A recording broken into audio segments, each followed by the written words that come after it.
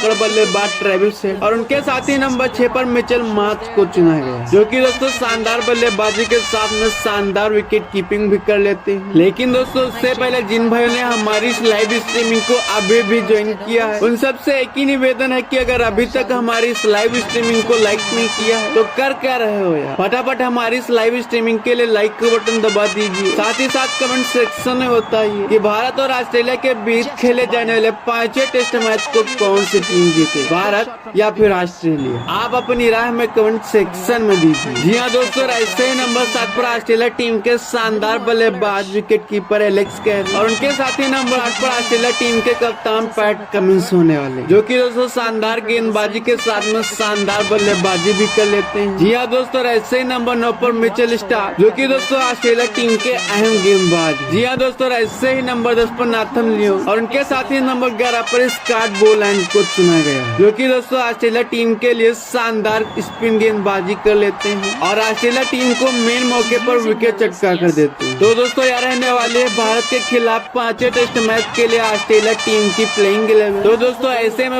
आपको क्या लगता है कि ऑस्ट्रेलिया की टीम इन 11 खिलाड़ियों के साथ में 5वें टेस्ट मैच को जीत पाएगी या फिर नहीं? आप अपनी राय में कमेंट सेक्शन में दीजिए। जी हाँ दोस्तों, चलिए बात करते हैं 5वें टेस्ट मैच के लिए भारतीय टीम की प्लेइंग 11 की, जिसे भारतीय टीम के कप्तान रोहित शर्मा ने प्रेस कॉन्फ्रेंस में आकर घोषित कर दी। लेकिन दोस्तों उससे पहले जिन भाइयों ने हमारी इस लाइव स्ट्रीमिंग को अभी भी ज्वाइन किया है, उन सबसे एक ही निवेदन है कि अगर अभी तक हमारी इस लाइव स्ट्रीमिंग को लाइक नहीं किया है तो फटाफट हमारी इस लाइव स्ट्रीमिंग के लिए लाइक का बटन दबा दीजिए, क्योंकि दोस्तों मैं इस लाइव स्ट्रीमिंग में देख पा रहा हूँ इस प्रेजेंट टाइम में 100 की बातें चल रही है, लेकिन इस लाइव स्ट्रीमिंग केवल अभी 20 लाइक है। तो जिन लोगों ने अभी तक लाइव स्ट्रीमिंग को लाइक नहीं किया, फटाफट इस लाइव स्ट्रीमिंग के लिए लाइक का बटन दबा इस लाइव स्ट्रीमिंग में 200 लाइक कंप्लीट करा दीजिए, क्योंकि दोस्तों आपके इस एक लाइक करने से आपका कुछ नहीं जाता है, साथ ही दोस्तों आपके एक लाइक करने से हमें काफी ज्यादा वीडियो बनाने की प्रेरणा मिलती है। तो जिन लोगों ने अभी तक हमारी इस लाइव स्ट्रीमिंग को लाइक नहीं किया है, फटाफट हमारी इस लाइव स्ट्रीमिंग के लिए लाइक का बटन दबा दीजिए। साथ ही साथ कमेंट सेक्शन में बताइए कि भारत और ऑस्ट्रेलिया के बीच खेले जाने वाले 5वें और आखिरी टेस्ट मैच को कौन सी टीम जीतेगी, भारत या फिर ऑस्ट्रेलिया। आप अपनी राय में कमेंट सेक्शन में दीजिए। जी हाँ दोस्तों, अब बात करते हैं 5वें टेस्ट मैच के लिए भारतीय टीम की प्लेइंग 11 की। तो दोस्तों 5वें टेस्ट मैच के लिए भारतीय टीम की तरफ से ओपनर बल्लेबाज के तौर पर नंबर 1 पर खेलते हैं आने वाले हैं टीम इंडिया के शानदार बल्लेबाज टीम इंडिया के कप्तान रोहित शर्मा के साथ में यशस्वी जैसे, जो कि दोस्तों दोनों ओपनर बल्लेबाज 5वें टेस्ट मैच में टीम इंडिया को विस्फोटक और ताबड़तोड़ शुरुआत दिला सकते हैं। हालांकि दोस्तों इससे पहले खेले गए सभी मुकाबले में रोहित शर्मा का फॉर्म उतना अच्छा नहीं रहा, लेकिन दोस्तों ऐसे में खेले जाने वाले 5वें टेस्ट मैच से पहले रोहित शर्मा सिडनी पहुंचकर प्रैक्टिस मैच में जमकर पसीना बहा रहे हैं और हर एक गेंद को काफी इंटेंट के साथ खेल रहे हैं, साथ ही काफी लंबे लंबे छक्के लगा रहे हैं, जिस वजह से दोस्तों इस बात का कयास लगाया जा रहा है कि भारत और ऑस्ट्रेलिया के बीच खेले जाने वाले 5वें टेस्ट मैच रोहित शर्मा के बल्ले से कम 80 की पारी देखने को मिले। जी हाँ दोस्तों, ऐसे नंबर 3 पर सुमन और उनके साथ ही नंबर 4 पर टीम इंडिया के शानदार बल्लेबाज विकेट कीपर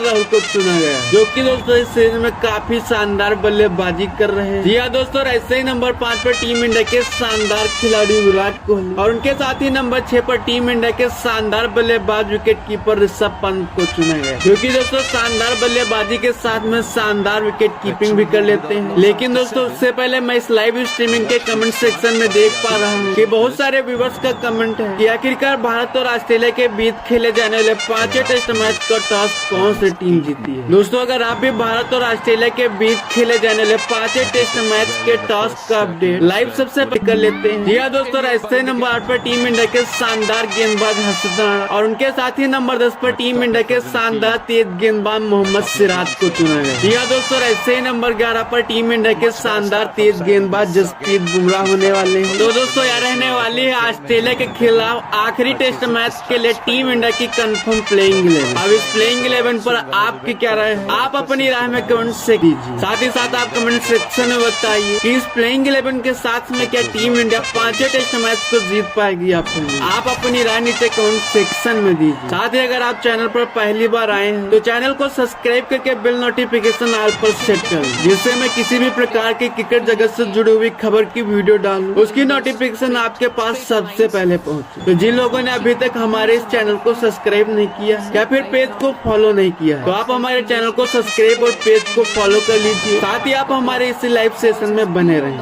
दोस्तों, जिनको अभी भी ज्वाइन किया है उन सब से एक ही निवेदन है कि अगर अभी तक हमारी इस लाइव स्ट्रीमिंग को लाइक नहीं किया है तो कर क्या रहे हो यार, फटाफट हमारी इस लाइव स्ट्रीमिंग के लिए लाइक का बटन दबा दीजिए, क्योंकि दोस्तों इस लाइव स्ट्रीमिंग में 200 लाइक का टारगेट है। तो जिन लोगों ने अभी तक हमारी इस लाइव किया है, पहले हमारे इस लाइव स्ट्रीमिंग के लिए लाइक का बटन दबा दीजिए। साथ ही साथ कमेंट सेक्शन में बताइए कि आज से शुरू होने वाले भारत और ऑस्ट्रेलिया के 5वें टेस्ट मैच का टॉस कौन सी टीम जीतेगी, भारत या फिर ऑस्ट्रेलिया। आप अपनी राय में कमेंट सेक्शन में दीजिए। जी हाँ दोस्त, क्रिकेट फैंस जानते हैं कि इस समय भारत और ऑस्ट्रेलिया के बीच 5 मैचों की टेस्ट सीरीज एक बेहद ही शानदार बॉर्डर गावस्कर ट्रॉफी खेली जा रही है, जिसके 4 टेस्ट मुकाबले खेले जा चुके हैं, जहां पर इन 4 टेस्ट मुकाबलों में ऑस्ट्रेलिया की टीम ने 2 टेस्ट मुकाबलों में जीत दर्ज की है, तो वहीं 4 टेस्ट मुकाबलों में केवल 1 टेस्ट मुकाबले में भारतीय टीम ने जीत दर्ज की है। इस वजह से ऑस्ट्रेलिया की टीम इन 5 मैचों की टेस्ट सीरीज में 2-1 से आगे है। जी हाँ दोस्तों, अब इन 5 मैचों की टेस्ट सीरीज का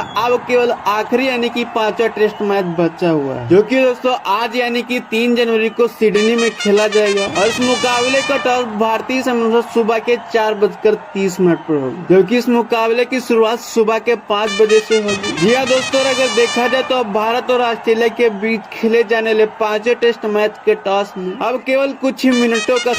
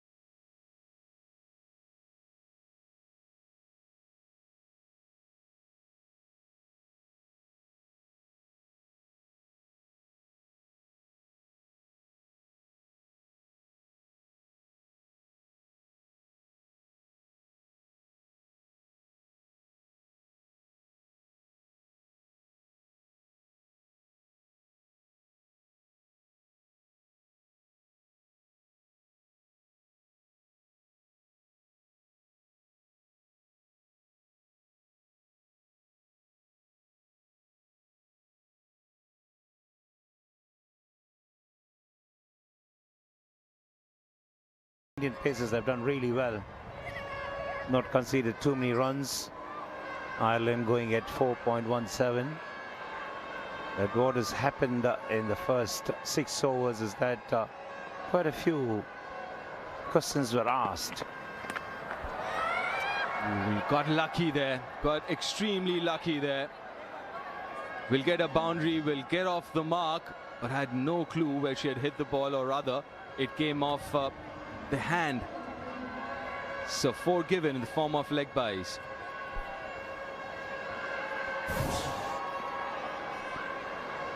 And that was a good bouncer.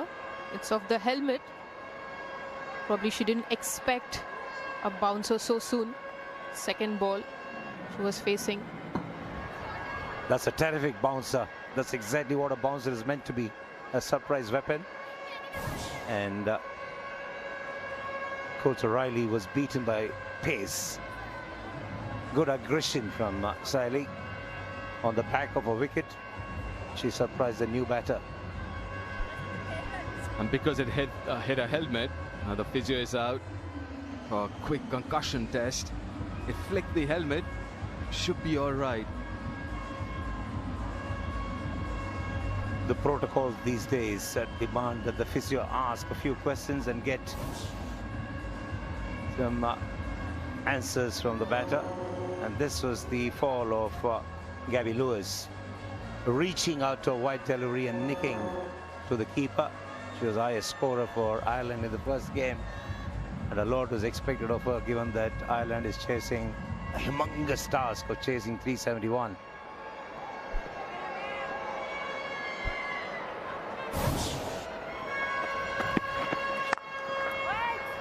That's a good shot, but straight to the fielder. A successful over comes to an end. 36 for 1.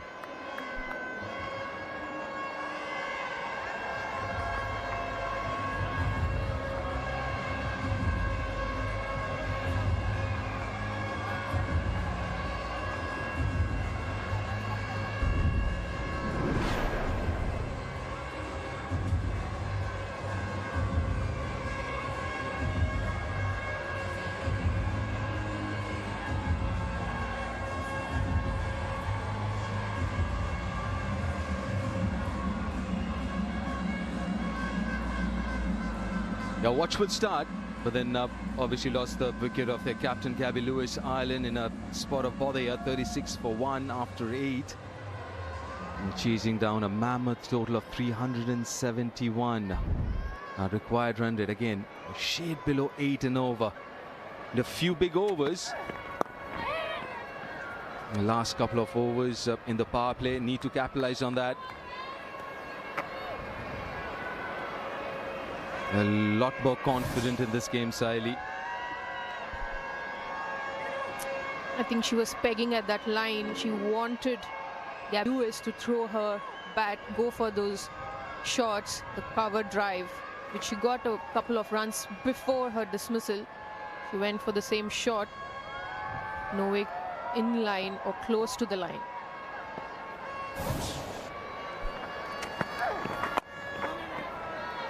Her dismissal brought Coulter Riley at number 3. Mithali, there's been a bit of search going on for an ideal number 3 in the Indian side of late. And you batted number 3 for a long time and scored tons and tons of runs. What are the qualities that you would see in a number 3 batter if you were to be asked to pick a choice?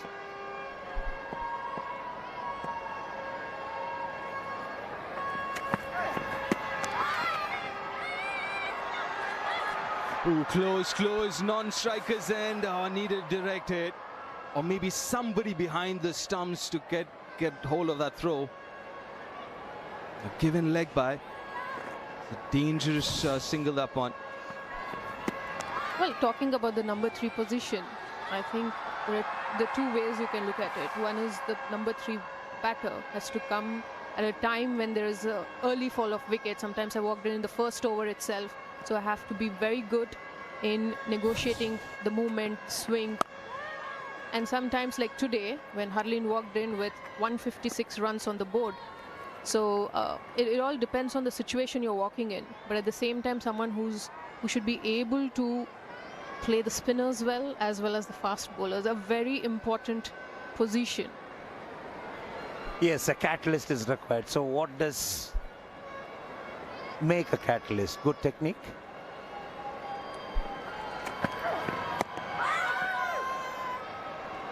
Well, if you have to negotiate swing, you definitely have to have technique. You need to understand the pace of the wicket, the plan around the opponent, what plan the bowlers do have, but also at the same time reading the situation on the field. Where does your batting is, the team is.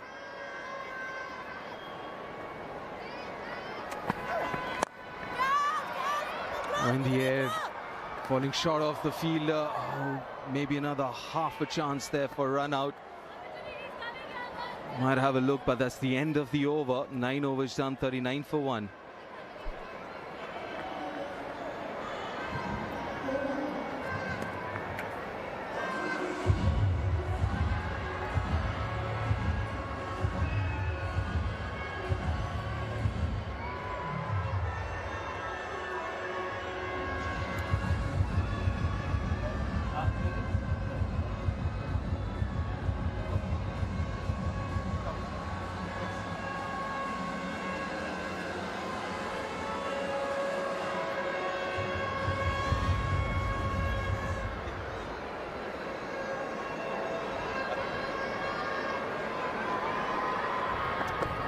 Saili, her 5th over. She's been very good in this game. Obviously, you can understand the last game being her first, her debut game. A little nervous. Took a little time to settle down, but here in the second ODI, she's been very, very good with the line, with the length. Also got the ball to move, which is very difficult in these conditions. In swing bowlers, this is the line you need to try and bowl more often than not. Just around the off stump or slightly outside the off stump. That's a very good point, because it's not just the pitching, but where do those balls finish? And if you look at that, most of them would finish on the stumps. That's what you want for an in-swing bowler, like you rightly mentioned, WV. At times we just look at the pitching and forget where would the ball finish, and it is so different depending on what's your stock ball, what do you bowl.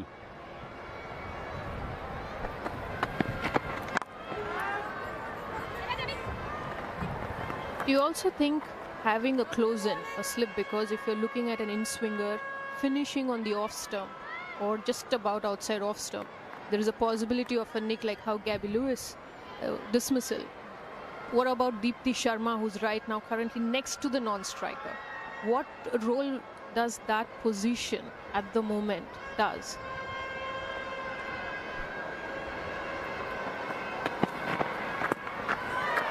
On the helmet again. She's got a spicy bouncer. We've seen that in the first game and here as well. The second time she's hit. Cool to Riley on the helmet, and this time was flush onto a helmet. She's looking to be aggressive, but she's not gauging the pace or the bounce well enough. And as a result, she's getting pinged on the helmet.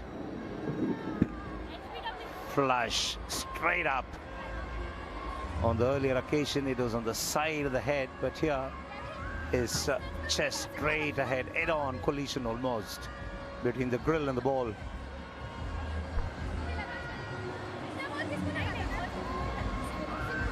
She seems to be all right. But this is definitely one of our strengths. Saili's bowling the short ball, bowling the bouncer. And even in one-day cricket, or rather white ball cricket, don't see too many bowlers use that one short ball or one bouncer every over that they're allowed to bowl.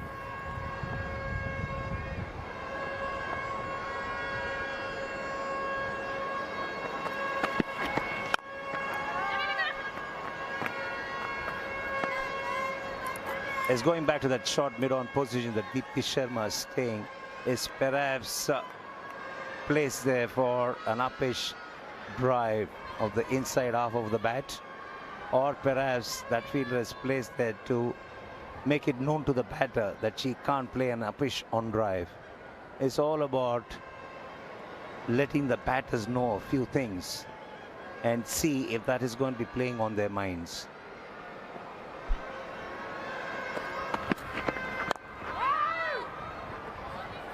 Just a single off the first ball from the over. 40 for 1 after 10.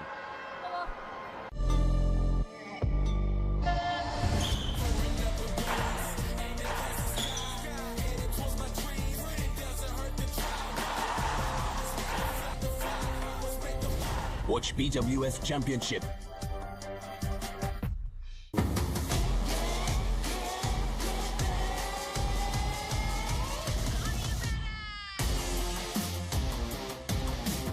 Watch the new season of SA20 live on Disney Plus Hotstar, Star Sports 2, Star Sports 2 HD and Sports 18 too. It's a very pleasant winter afternoon in Rajkot. It's quite windy as well. They're managing only 40 runs in the first 10 overs, Ireland. Something they may have wanted to capitalize a little more. Did lose the wicket of the captain, Gabby Lewis. It's chalk and cheese, two very different stories. First innings 75 without loss, India.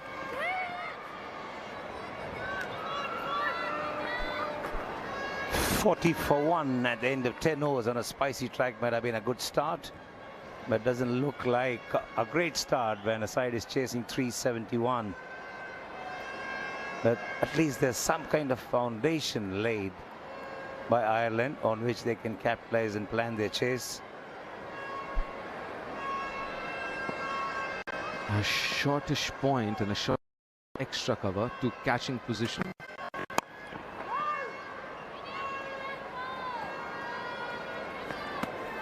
The inside half of the bat, something that you were talking about during the last over. That's the reason had a short mid-on. for Saili. Two different kind of bowlers. Saima Tako bowls more of outswingers, whereas Saili Sadgare bowls more of in-swingers.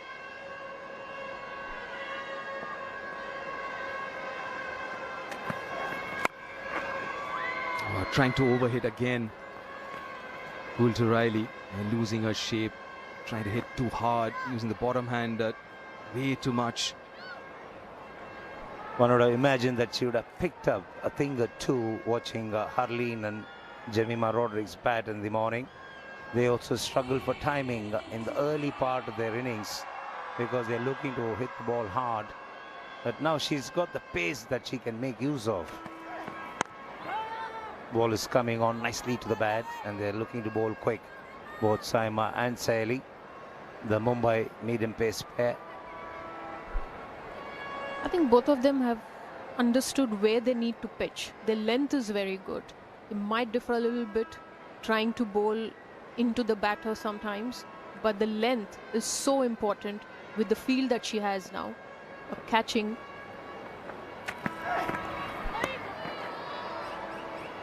That channel outside off stump. She did that very well in the first ODI as well. Very disciplined with the line. Yeah, very confident, and she's got a very good attitude as well. She backs herself. And she's making the ball fizz and bounce a bit more than the others.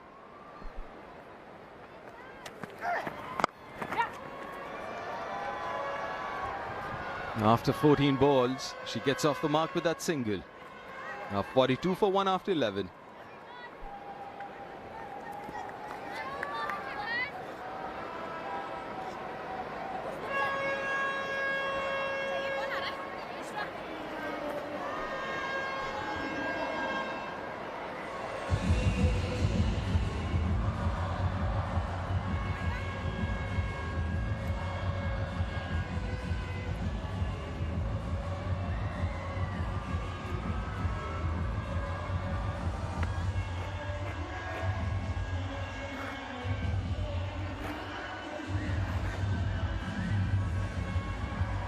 Yeah, Priya into the attack.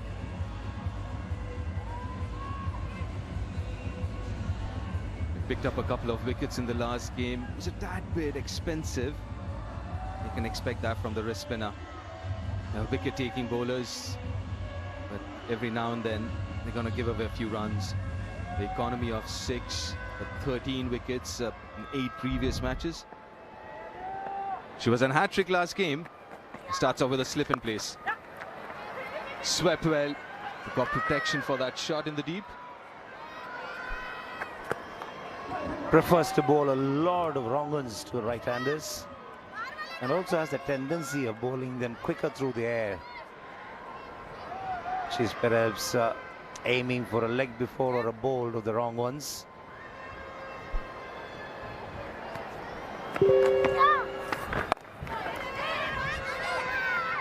Good running.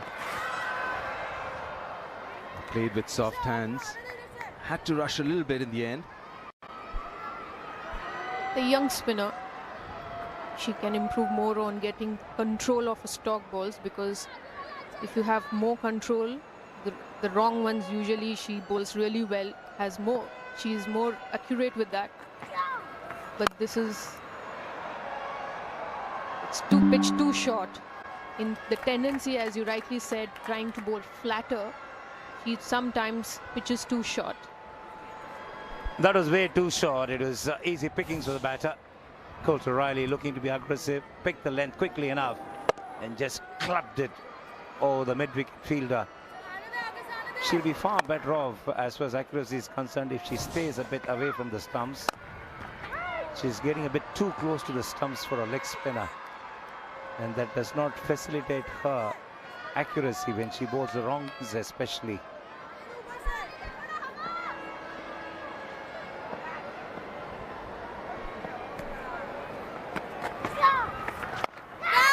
Nicely pitched up this time. Top edges it. It's all right, will fall safely. But this was much better, a lot slower in the air it seemed.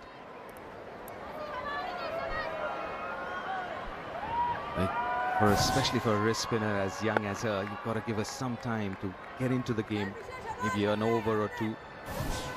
No doubt at all. Nicely bowled. Very well bowled, the last one. 7 from that first over, 49 for 1.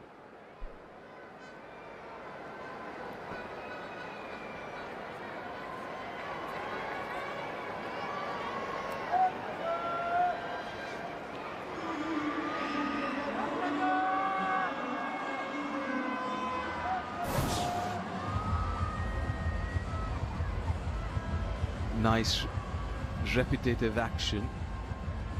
Runs in little quickly, maybe might want to slow down, but something that she might want to work on is trying to keep a little more upright at the point of release. She falls too early.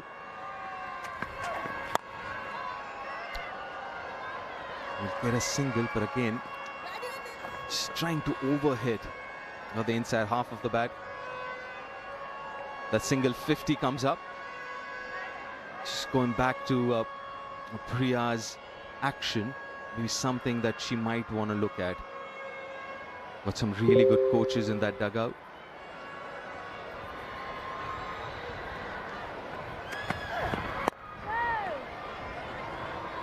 It's always about the alignment when you talk about the delivery stride, and we're talking about the leg spinner here. Runs in straighter. Look at the final stride. See where the left leg goes right across the body, and the arm delivers the ball from around number 1 position on the face of a clock, and that's the reason why she's got to bowl the wrong one quicker. If she can stay away from the stump, she can be a lot more accurate. That's a good shot, very well timed. Should give a lot of confidence to Forbes. A boundary after a very long time. Well-timed shot. The line was way outside off stump, giving her enough room to punch it through that air region. Despite having a fielder on the boundary, Tejas Hasabnis, she still managed to get to the rope.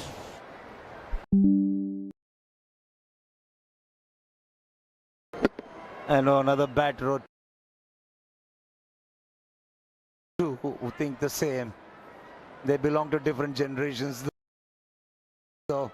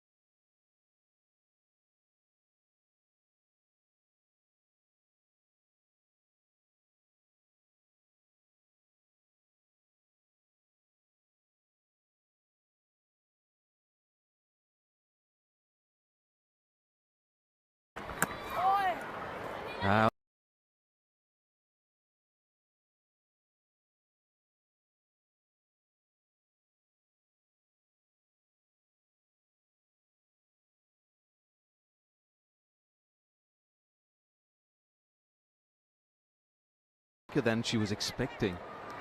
The right position, a little too high, but then a much better over this one. More consistent with her length. She has this tendency of dragging every now and then one shot. Oh, fair bit of turn. Fair bit of turn. Such a delight to see an orthodox leggy. Nicely tossed up, bit of dip on the batter, and then deviates after pitching. No wonder they're so difficult to bat against.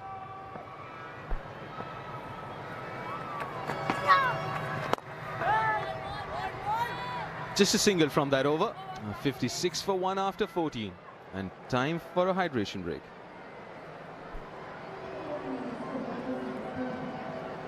It's India who win the T20 World Cup after 17 years. How does it feel? What's this moment like, Rohit? Let's look.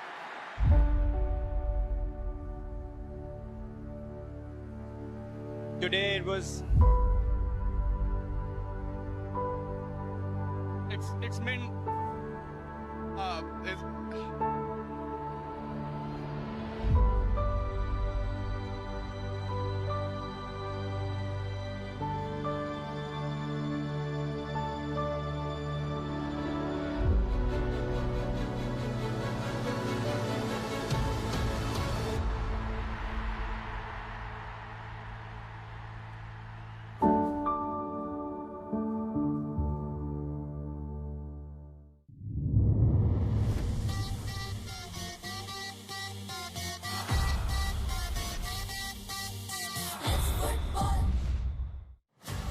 The action heads down under.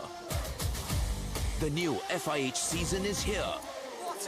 Hockey's finest are ready to compete, featuring the greatest players from around the globe. Don't miss the action. Watch the FIH Pro League live on Geo Cinema and Sports 18.3.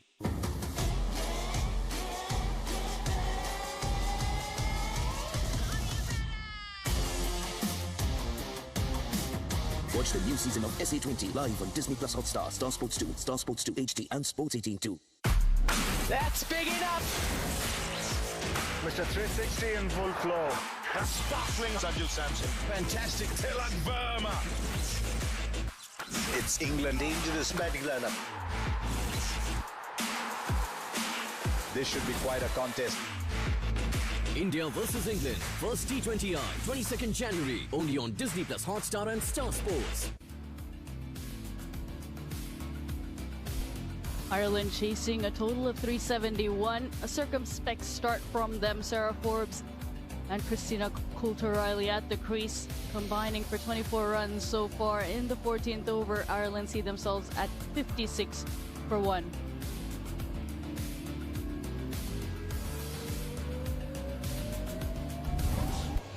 One wicket to fall so far in this innings. Gabby Lewis fishing outside off stump. Sally Sutgare has been on target today.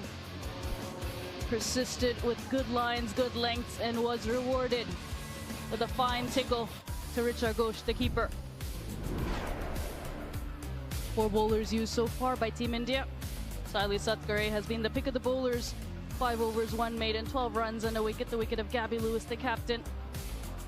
And Saima Thakur and Priya Mishra looking impressive as well. In that first innings, it was a good performance from the Indian batter. Jamima Rodriguez notching up her maiden century. 1. Harleen Deol with 89. Smriti Mandana and Pratika Rawal with half centuries as well. 156-run partnership to start things off. Right after the drinks break, another bowling change. Deepti Sharma with the ball.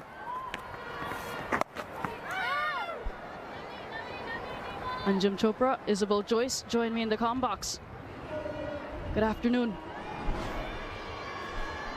Good afternoon. 100th match for Deepti Sharma. 124 wickets to her name, so don't be fooled by the fact that she's the 5th bowler used. She's by far and away the most experienced. When you look at the rest of the bowling lineup, all the other bowlers less than 10 games apiece. And Deepti Sharma with 100 now.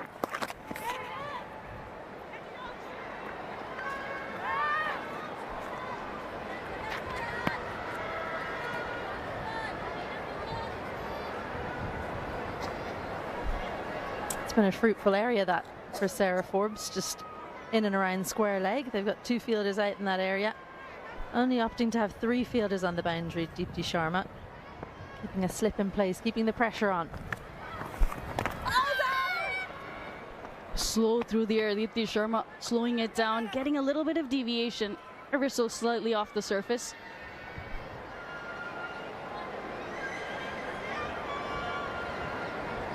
It'll also be interesting to see how much turn can she extract Deepti from this track. She was effective, especially breaking the partnership in the last match. And Ireland was going well. At this point of time, she's trying to get the variations going in the very first over in terms of utilizing the different pace that she can offer the batters. Can she get the turn?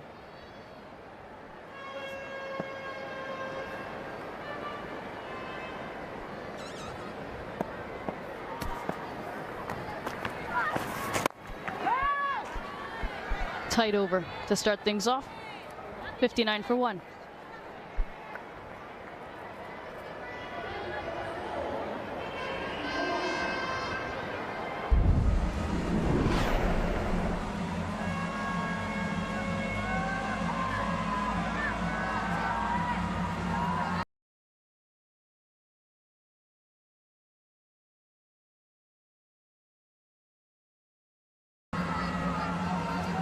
Considerable difference between the worms. But India, they're going all guns blazing, especially during the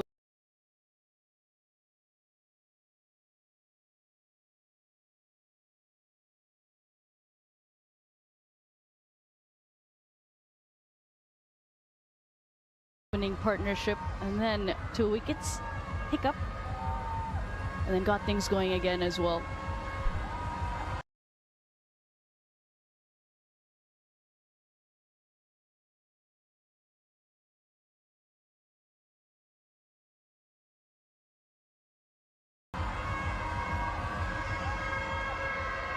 But Orange Worm, India's worm, kept climbing. There was a hiccup in between when the 2 wickets fell. They got to 370.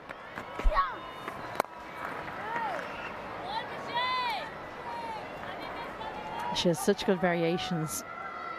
Priya Mishra. That one was, I think, the one that she's trying to turn a little bit more. She tends to give it a bit more flight when she's looking to extract the actual leg spinner. And again, and short. Was it short of Deepti Sharma or did it reach her? Oh, none of the above. Option C. Just turned too much. It did drop short of Deepti Sharma, but I thought there was bad on that.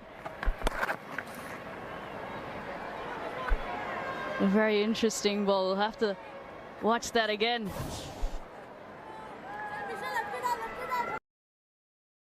Well tossed up, drawing the batter forward off Richa Ghosh's pad. That was the deviation.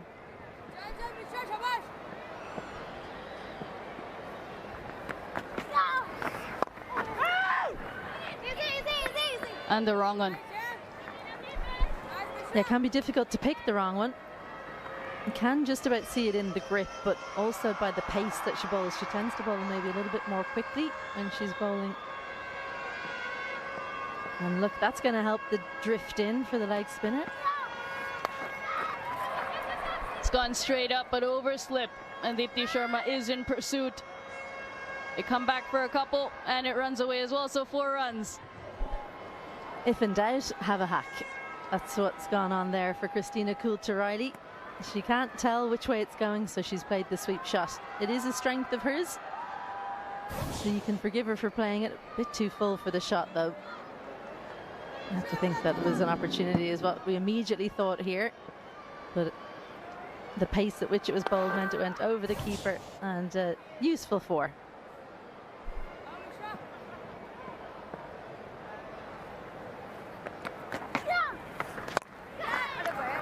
Goes over the offside. Sweeper cover comes around and keeps it down. Oh, they take the second as well. Good running.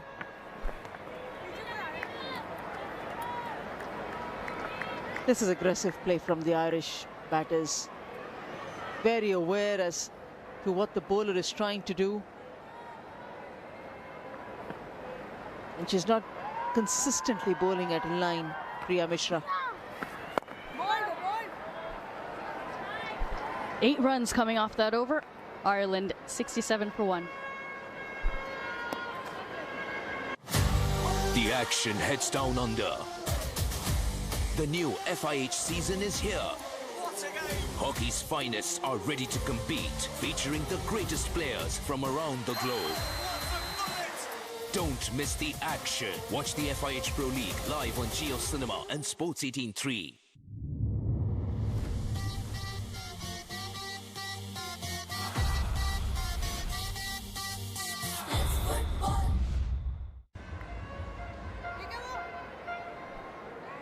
"16 overs, 67 for 1 Ireland."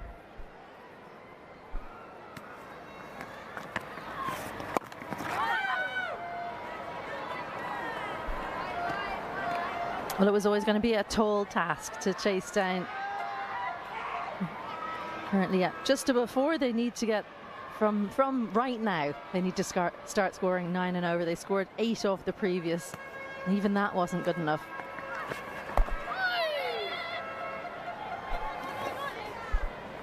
Seemed to be a little too full for that sweep shot.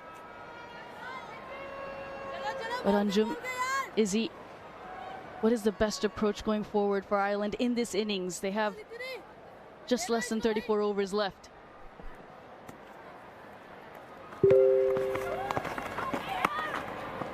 You just have to attack, that's all. You have to keep the scoreboard moving, do it the best possible manner in which you as a batter can manage. And somewhere this kind of an innings that both these batters or the ones to follow try to construct will just give them nice exposure. Yes, it's about winning the contest, but it's also about how do you approach a target, a stiff target like this. And I think clarity of mind is so important in these kinds of situations, and that's something that this team does have. There's a very consistent message from all of the coaching staff that they want to play an attacking brand. That's what's been successful. They have had games where they've been dismissed for quite low totals, but definitely all-out attack. They won't be punished for that. When it comes to playing against Deepti, she usually has at least 1 and over that she tosses up. So I think it's maybe look for that one, try and play it over those 2. We saw the 2 fielders were up when we saw the graphic there for the field, and then get a single off every other ball at least. Dot to finish, tidy over, just 2 runs off it, 69 for 1.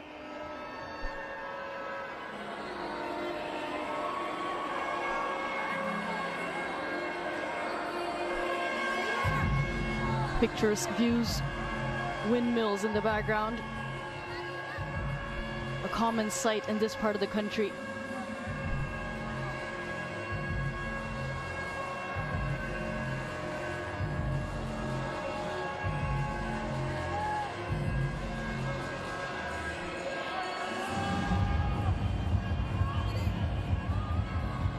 The windmills in the background. As you're landing into Hirasar Rajkot Airport, you can see it. It's a beautiful sight. And windy conditions.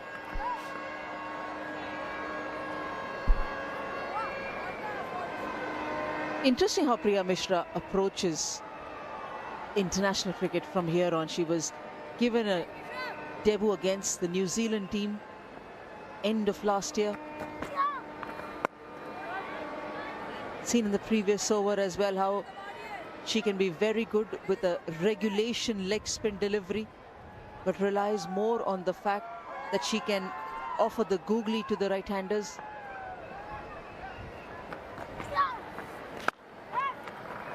Cracking shot through the offside, gets to the pitch of the ball and finds a boundary. Well, clap from the keeper says that's what you're trying to do, but a little bit too full. Coulter Riley absolutely climbs into this one. Is right in her hitting arc. She just had to beat extra cover. She did just that. The power was all there. That's a beautiful stroke. Uses the full length of her arms. Looks to replicate that, but over the fielder this time.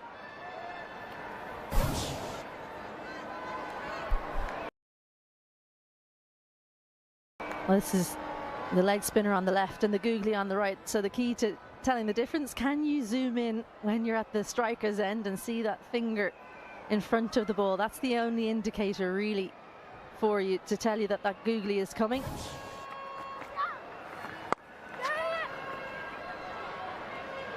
And she has no discernible tell before that either, in her loading, in her approach, in her run-up. There is no difference between the leg spin and the googly, which makes it even more difficult for the batters.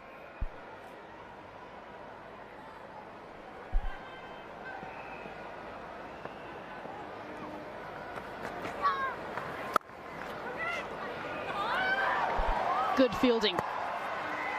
An extra cover to keep it as a dot. 75 for 1.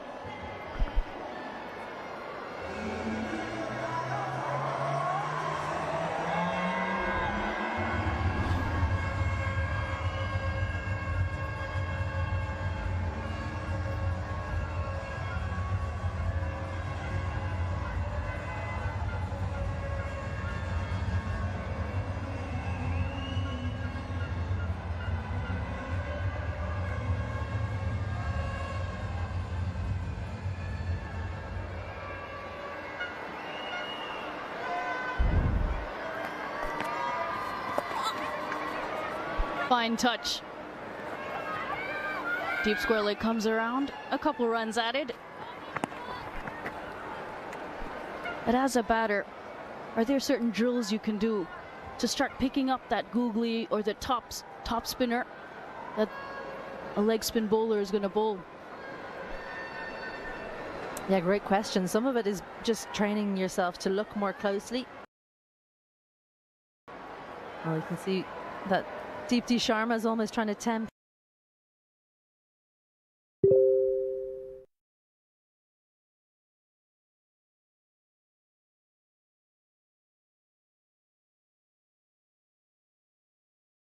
Sarah Forbes over the top, mid off, mid on, up inside the ring. Big gap there as well.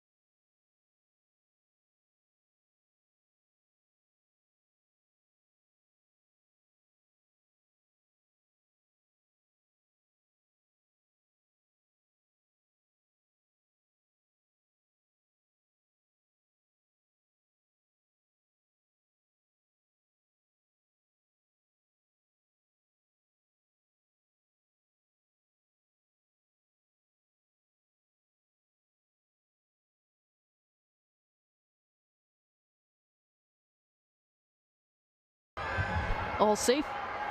Foot was behind the line. Ball grounded. And not a bad shout that from Gosh in the end. There was a moment when the foot was in the air. It would have been a terrible look for Sarah Forbes had it been the wrong time. Quick single. Gets there easily. Good running between the wickets, good communication and good response from Sarah Forbes as well. Yeah, they are not missing out on an opportunity of collecting a single or a boundary. That's been a good and a hallmark of this 46-run stand here again.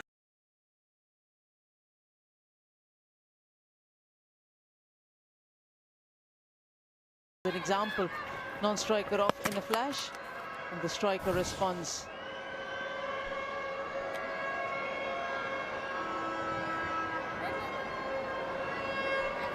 They've applied themselves well. Yes, they're going at 4.14 and the required rate is in excess of 9. But they've tried to keep the tempo going. 78 for 1.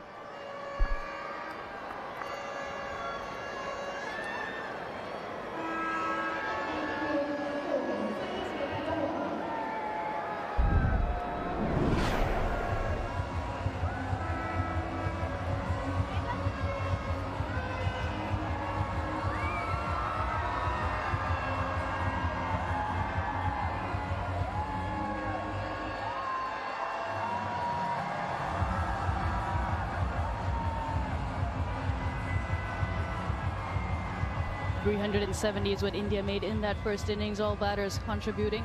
In response, Ireland see themselves at 78 for 1. With Sarah Forbes and Christina Coulter-Riley building a good partnership here, worth 46 so far. Yeah, brilliant to have these two youngsters out in the middle together. Just 13 caps in ODI cricket between them before today.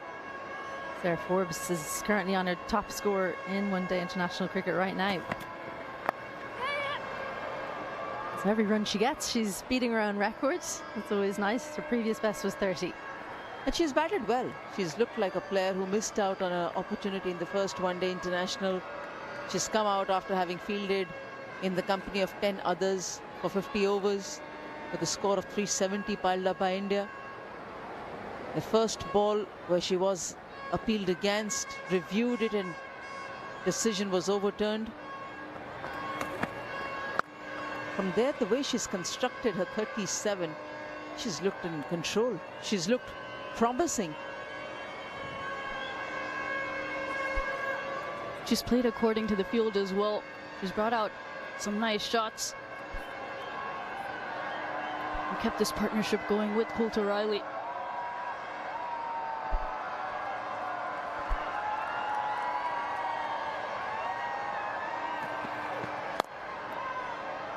As a young player touring India for the first time, the few things that you always notice: how is it that they're shaping up after the first success as an outing or a first failure?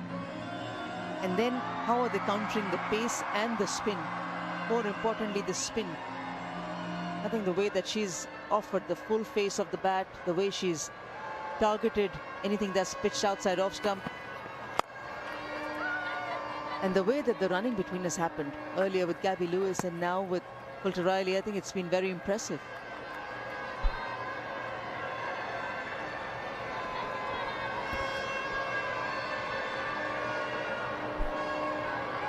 Now approaching 50 runs as a partnership. Sadhu's come back, bowled tightly here, nice tight lines, just cramping Coulter-Riley up a little bit. The sound off the bat resonates through the stadium as the ball finds the boundary. And this is another thing. You have a set batter or a one doing well in the form of Forbes at one end, and Coulter-Riley, who's walked in. She's up with the challenge. It might not be that the 9 or 10 run average that they're maintaining or not, but it's the way that they're approaching this chase individually as batters, dancing down the track to hit the ball through that extra cover region and get to that 50 partnership is very good. Gets the outside edge. Great effort there, Priya Mishra. With the diving stop, keeps it down to 2. 20 overs done, 85 for 1. It's India, South Africa, England. Australia. It's the best teams in the world. A battle of heavyweights.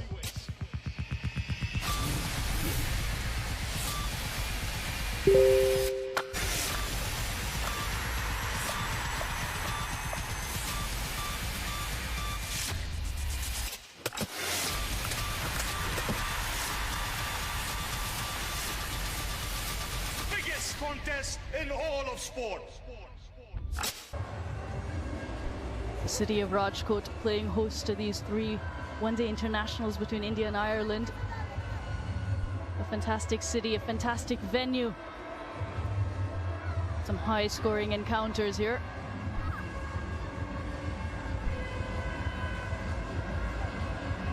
And the snacks are out as well. It is a Sunday, crowds are in, snacks are out, entertainment is aplenty. And this second wicket partnership worth 53. Both these batters, Sarah Forbes and Christina Coulter-Riley, now have their highest scores in one-day internationals.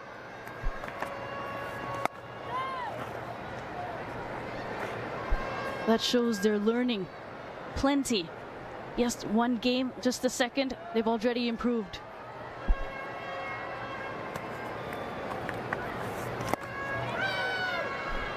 Previous best for Coulter-Riley, 24. Forbes was 30. So each of them matching each other, you'd have to say, since Kulturali took 15 balls to get off the mark, but since then she's taken the game to the Indians. Yeah, they're learning on the get-go and applying themselves well. Deepti Sharma, plenty of experience. Priya Mishra with her googlies, her change-ups. And I think previously when Irish teams have come to conditions like we have in India, you just didn't have the tools to know how to counteract what you were coming up against. But there's a good tool from Christina Kulturali, not where she was planning on hitting it, but good innovation. And that shot is a prime example that Deepti Sharma has not been able to get that rhythm going. She's just putting the ball there. She's not bowling the ball.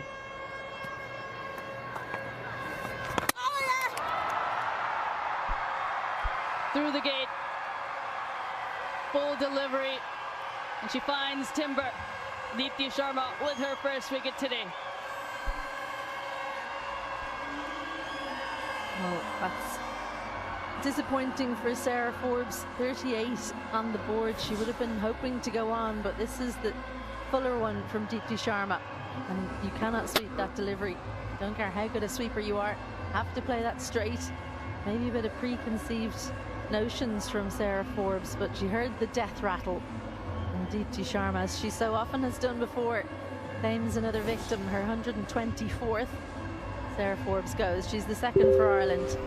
She's gone for 38 from 63. Ireland 87 for 2.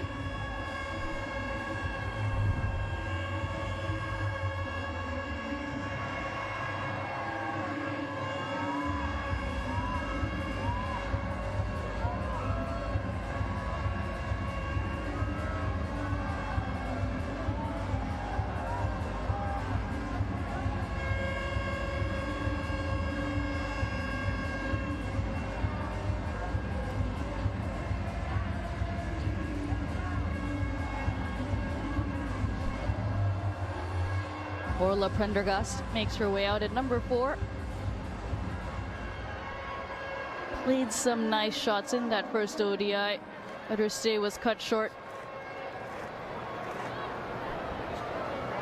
But already making waves.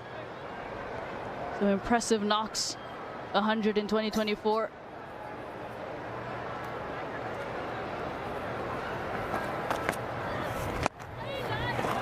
Starts with solid defensive stroke. 87 for 2.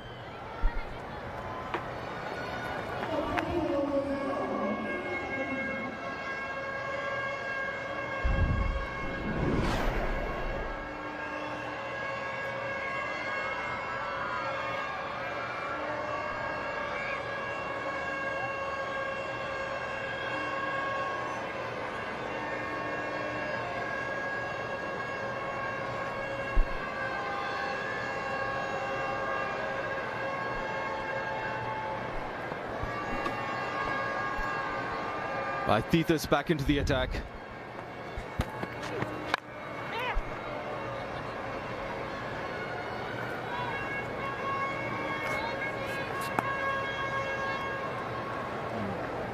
Almost 10 now, the required run rate, 9.8 to be precise. A new batter in, Prendergast. She's a free-flowing batter, loves playing her shots. It would be a lot of it would be on to her to up the ante here, change of gears for this innings.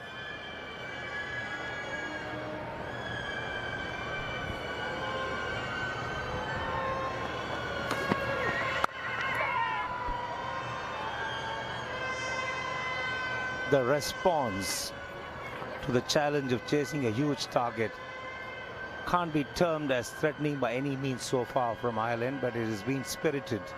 Even though they lost a second wicket, they've stuck out there. They've not thrown the towel in too soon. They're still trying to make a fight out of it.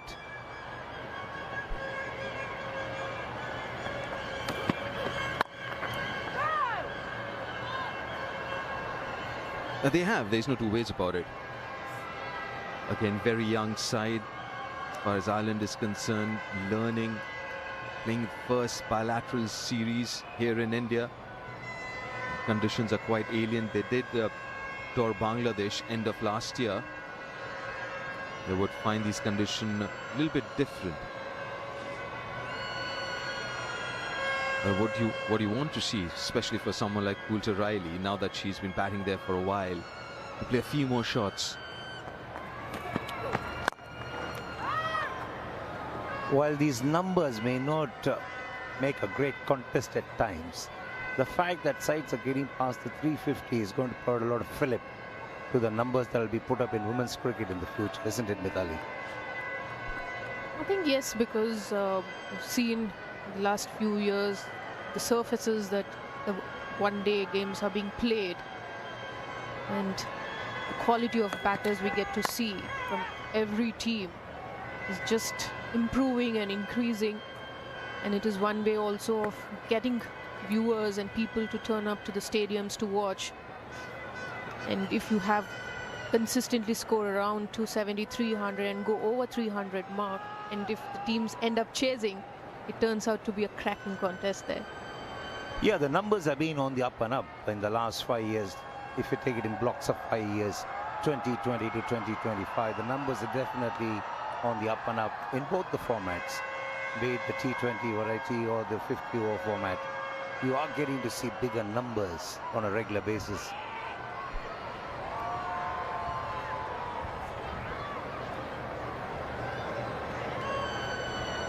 Kalyan plays for the new batter. Well defended. 90 for 2.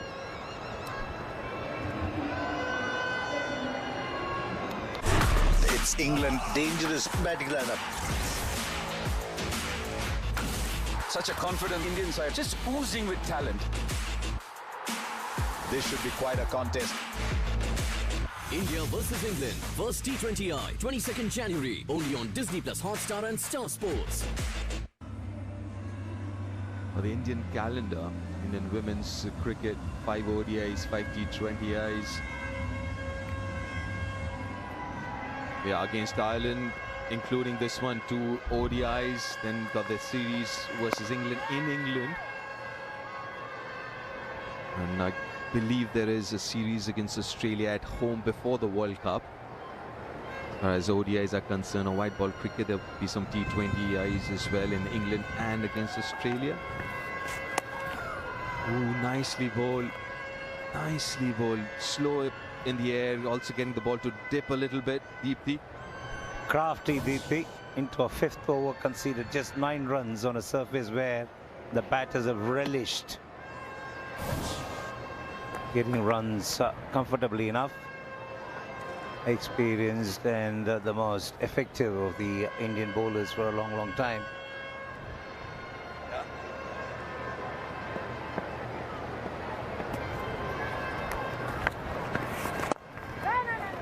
She's an absolute asset, Deepthi.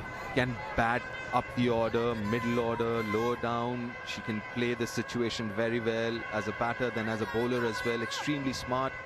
She can bowl with a new ball, bowl at the death as well. And it's a fabulous fielder too. Oh, two end of the bat. Gets away with it.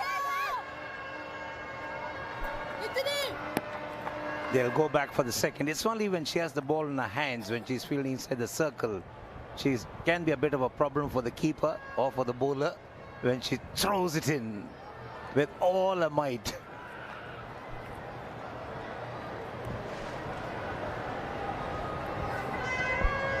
No variations, Deepthi. Doesn't change the line a lot, but the pace, the control over the length and line, immaculate from Deepthi.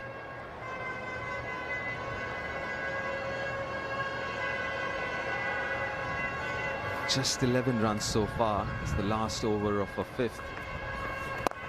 The last ball of a 5th, rather. That's a dot ball. It's 1 for 11 from 5.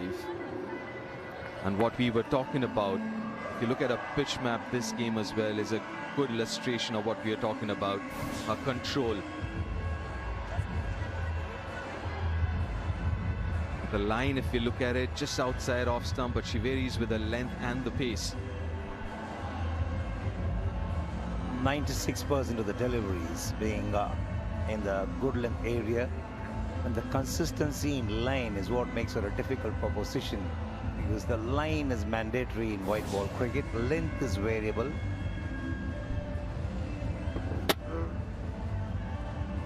That's the wicket which broke the partnership. Right, that was a fuller length delivery by Deepti. As you rightly said, someone who's very consistent in her line. With subtle changes in the length that she does, gets her the reward.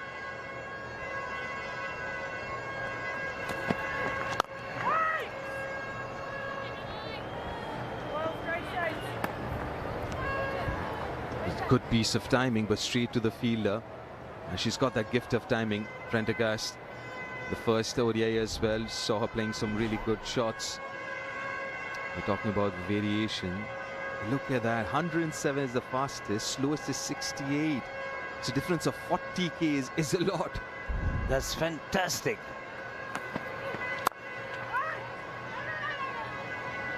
Well, that's massive if you think about it. The fastest is 107 and the slowest is 68. That's like knowing to drive a Formula 1 car at the same time, balance yourself cycling very slowly. Being able to do both those things.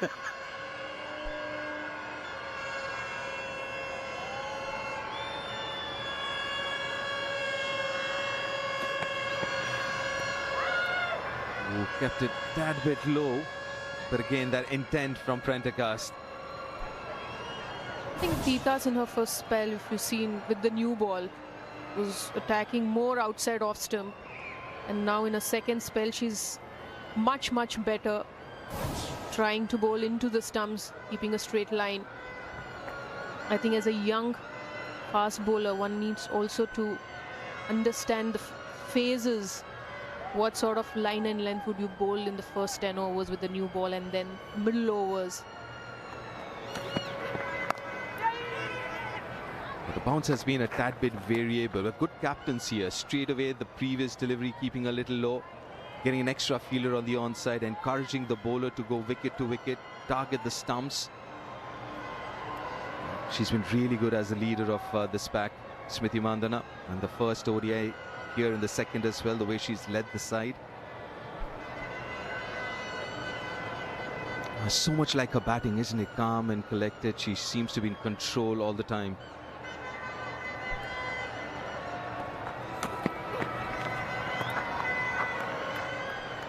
Yeah, Tita Sadhu is the kind of bowler who likes to hit the deck hard, and she's developed a couple of variations as well.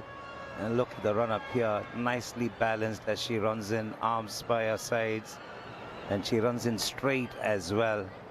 A lot of elements which are really good, but it's only when she hits a delivery stride, she kind of stifles a non-bowling arm. If she were to thrust it forward, get it in the path of the batter, then she'll be a lot more quicker. At the moment, what she's doing now is to try and use the entire right shoulder to generate the pace. We'll come back to that. 93 for 2.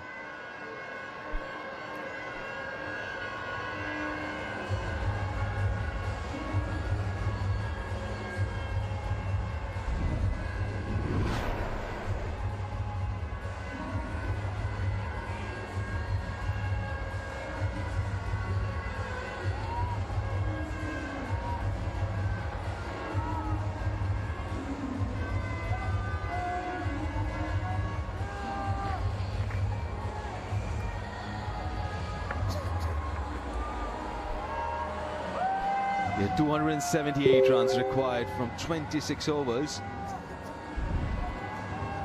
Here the asking has gone above 10 and over, 10 and a half. A change of fence for Priya.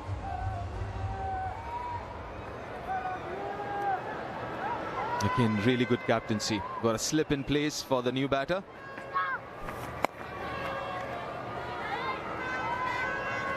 Again, Priya has looked good as well in this game. A lot more in control, especially the length that she's bowled so far.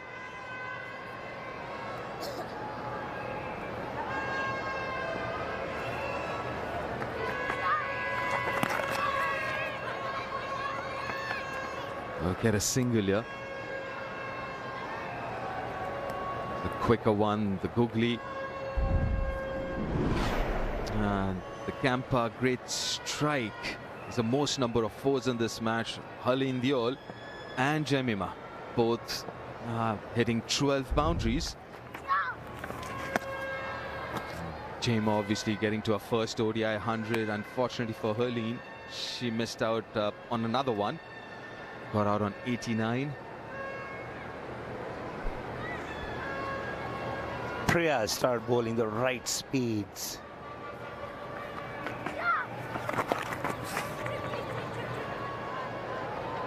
That's what is creating the doubts in the minds of the batter. You think they can play the slog sweep against the wrist spinner, but because she's bowling slower through the air, it's not easy to really execute a slog sweep with any kind of control.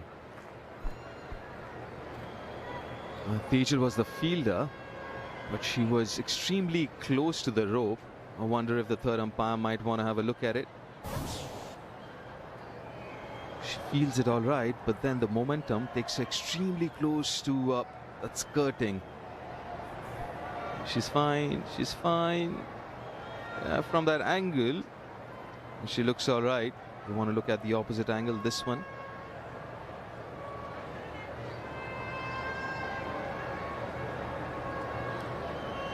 Yeah. Maintains a balance all right. Should be a couple of runs. And so it is. But it's good to see Smriti constantly talking to Priya Mishra. She's a young leggy. Should want to know the field which she's comfortable with. When she's bowling googly and what sort of a field set she wants for her variation. Pretty proactive in going up to the bowler and having a chat. That helps greatly for a young spinner when she knows she has the confidence of the captain. Especially for a spinner and young as Priya. Huge help, huge bonus if the captain's on side. 25 overs gone, 97 for 2.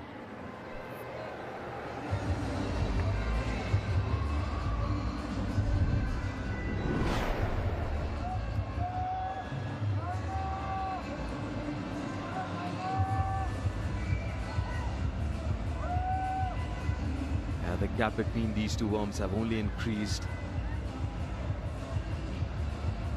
It was always going to be difficult chasing down 371.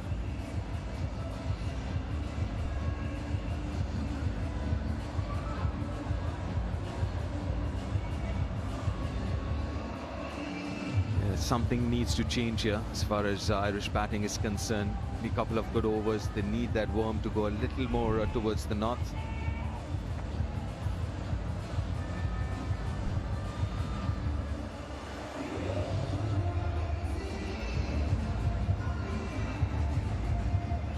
Siley into the attack for a 6th over.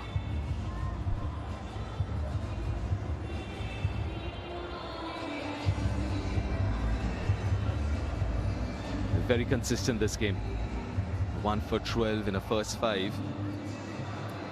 She's also looked a lot more comfortable in this game. Last one was a debut. You can understand the nervous energy. It's a great opportunity for these young fast bowlers in the Indian setup. I think there are a few places up for grabs. Shaping it away from the right-hander. Got extremely close to those tram lines. Got away with that one. And with some good fielding. These are contenders for the Attenborough smart saves of the match.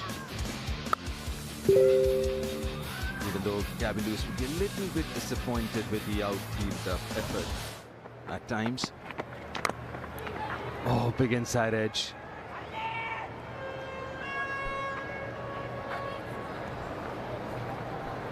Yeah, WB, you've been in that dressing room quite recently. Mithali, obviously you've been part of that dressing room for quite a while. How do you see the younger lot of, especially the fast bowlers? Obviously you've got Renuka, who's been rested for this series. Pooja, not too sure where she stands with all the injuries, and recently I believe she's also got going through a rehab program. So how do you rate these new faster bowlers that both of you have seen? They have a very good attitude from what I've seen. You talk about Saima Thakur, you talk about Sadgare, they seem to be having the right attitude. And as far as Renuka Thakur is concerned, she's jockeyed herself into the lead bowler. And Pooja Vastraka, if she is fit and if she's playing, she provides a lot of flexibility to the side. Because what's happened with her as a bowler is that she's come along nicely in the last 12 to 15 months. And that was a huge bonus for Team India. It was not the case prior to that when she was not really keen on bowling on a regular basis. She was picking and choosing, and of course she was also suffering from a few injuries rather frequently, and that's the reason she didn't have the confidence to bowl on a regular basis. But she's come along nicely since then. But yet the hunt should continue for medium pacers, because that's one particular department Team India needs to bolster definitely. If they can find the right candidates, and if they can find 4 or 5 that can be a part of a side on a regular basis, then Team India is going to be the side to beat. 100 comes up for Ireland in this innings. And also looking at how this Indian team's been selected over the last few months, it seems like there's also intention of creating a pool of players. 26 overs gone, 100 for 2.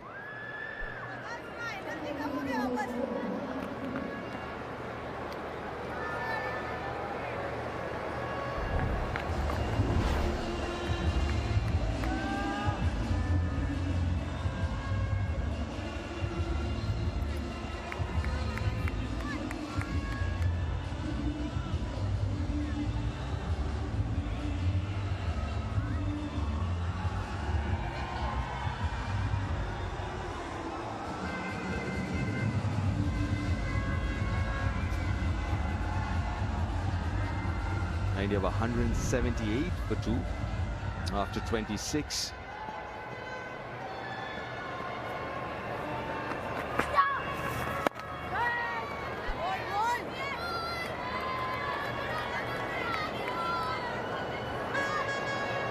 Mithali, your take on the new bunch of seamers that you've been seeing?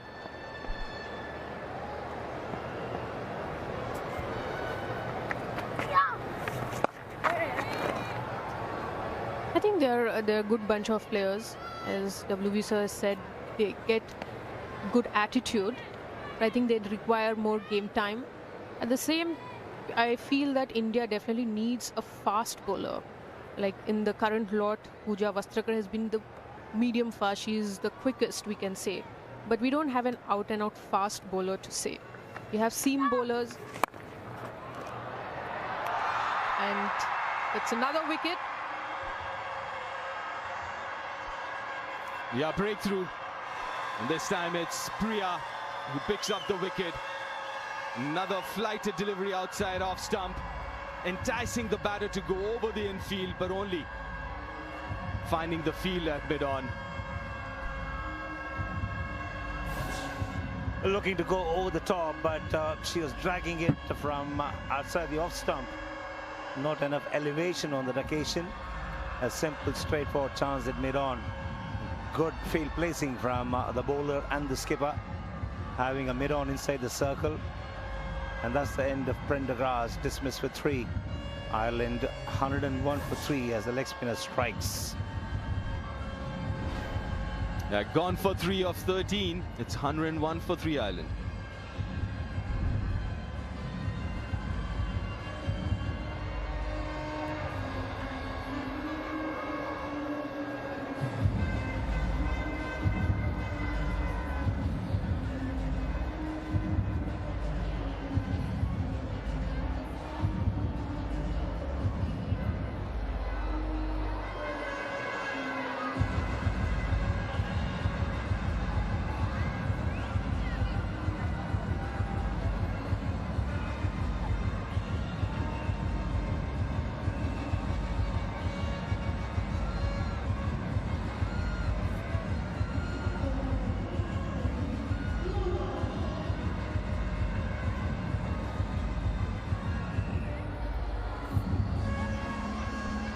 the most experienced in that dressing room. Laura Delaney, 58 innings, more than 1,000 runs, 1,115. The strike rate of 60. She's got 100 against the name. Not the start she would have wanted to this series, getting out first ball in the last game. The same bowler.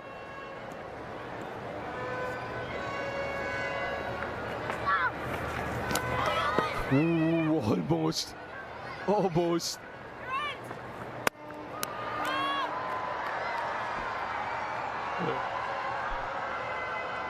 Adventurous start from Delaney, moving across the stumps and looking to lap the leg spinner. I think she thought that's the best way to counter the first ball. She's unable to pick the googly or a leg spin. It's a reflection of a batter with a lot of nerves playing her first ball.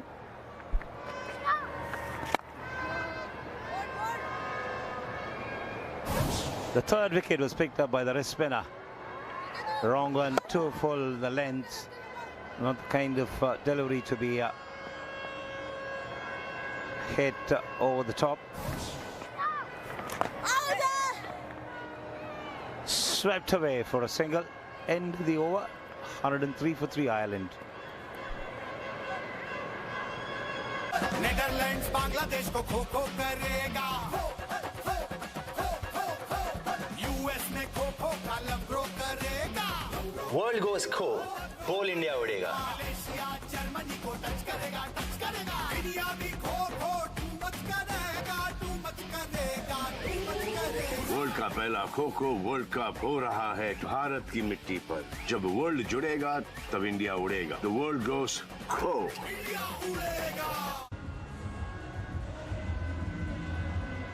Yeah, 103 for 3. It starts there for Forbes and Lewis to a certain extent. But as of now, no big scores as yet.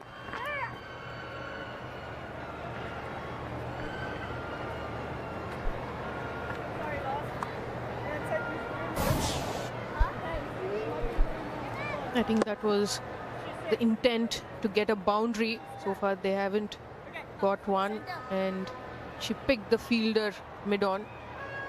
As WV said, the ball was quite full. Couldn't come under the ball to get that elevation to clear mid-on. Another wicket, the googly. Just 14 runs from the last 30 deliveries.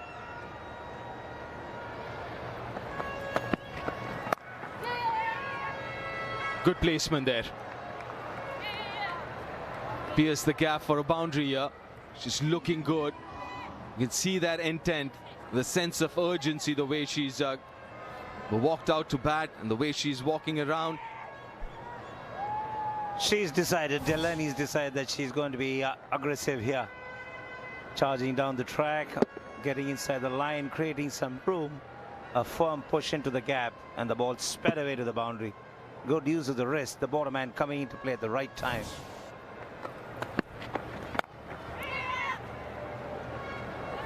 Got more protection in the deep now.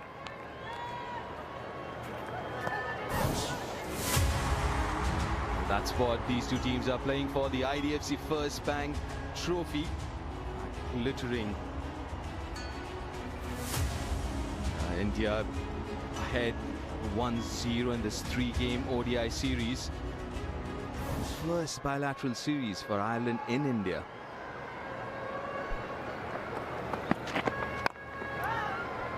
The discipline showed by the Indian bowlers is laudable. They know they have a huge target set for the opponents, but yet they're not resorted to bowling like millionaires. They're stuck to their task, they kept it simple, and they've been disciplined. They're prepared to wait it out to make the batters resort to aggression and then get out, and that's how they picked up the 3 wickets as well. They pegged them back and then picked up wickets.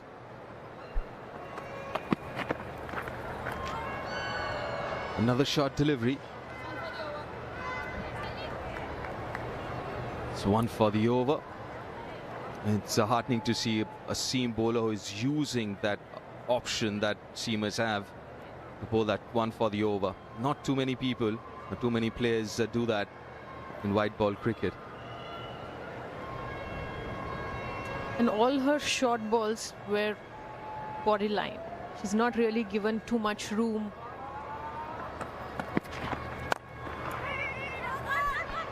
Need to rush.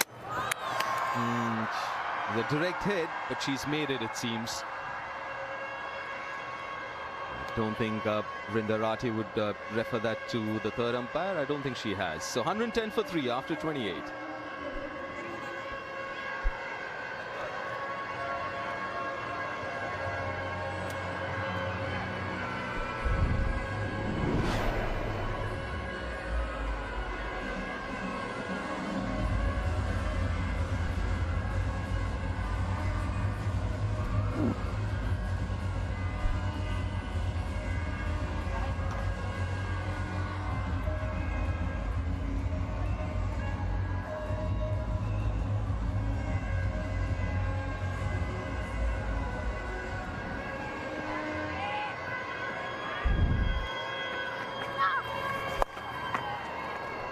They like going after Priya Mishra, and they're successful at it as well. Boundary, the very first ball of a new over. Full-blooded sweep from Coulter Riley, well placed as well, picks the googly. And her foot going straight towards the ball. So she's in a good position with her head leaning forward.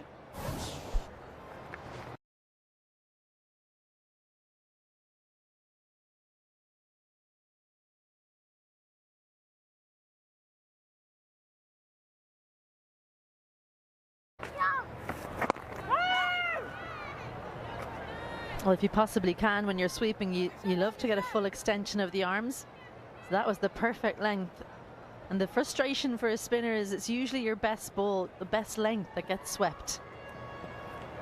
And two fielders there on the leg side, but she managed to find the gap right between them. It's a pretty big gap. She has shown she can go forward of mid-wicket as well, so it's a hard one to place those two fielders on the leg side against Coulter Riley.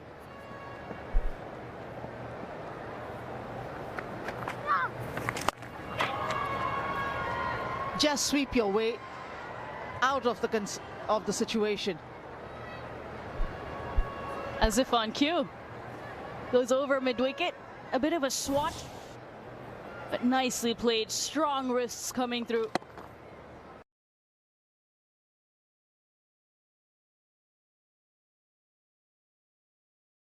From Coulter Riley. Great placement. A really good option, because that one was the one. Well, that was the one that was outside off. So you're better off trying to go straighter, which is exactly what Coulter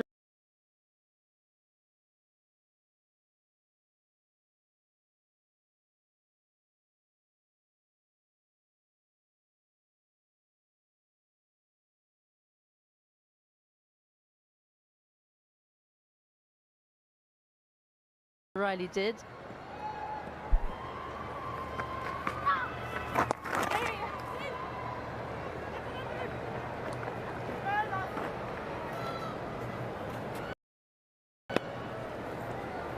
.49 for Coulter Riley, just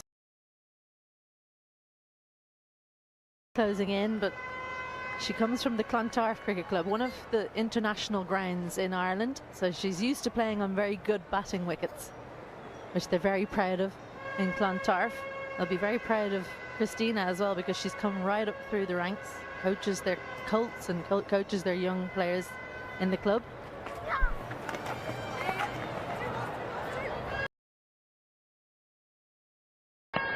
Delaney with the paddle.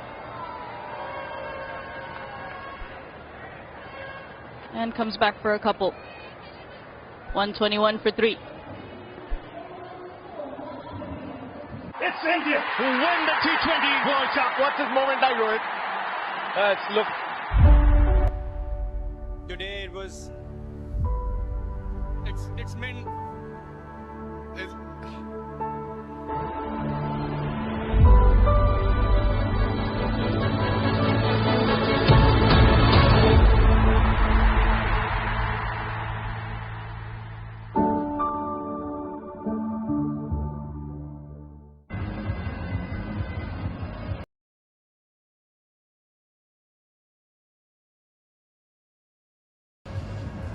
Coulter Riley looking impressive. One more run and she's getting to a half century.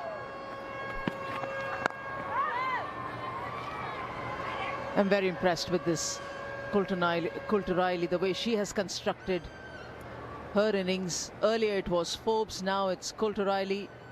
It's very good signs for Ireland cricket. And also change in position for her, came lower down the order in that first ODI. Came in at number 3 today and has played extremely well.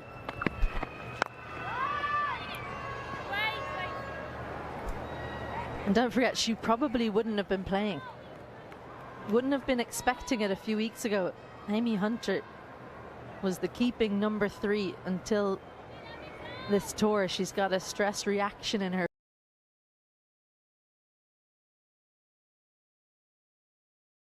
foot, so it's more precautionary than anything, her not being here. We hope she's recovering well. But Coulter Riley, well, talk about taking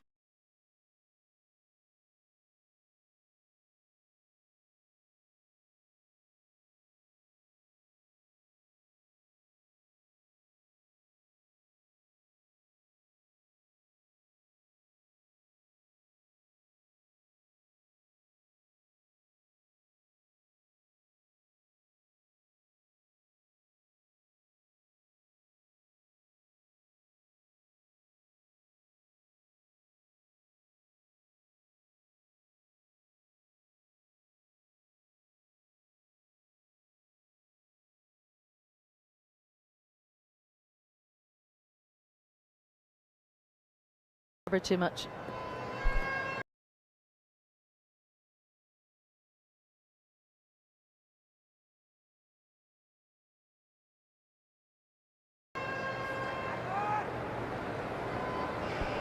As a young 21-year-old, you would expect that.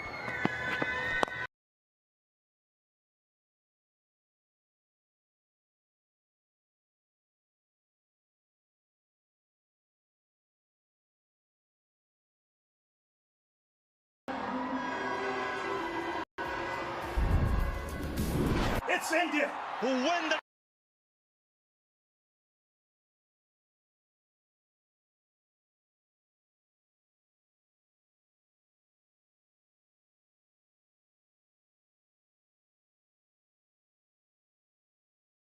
It was.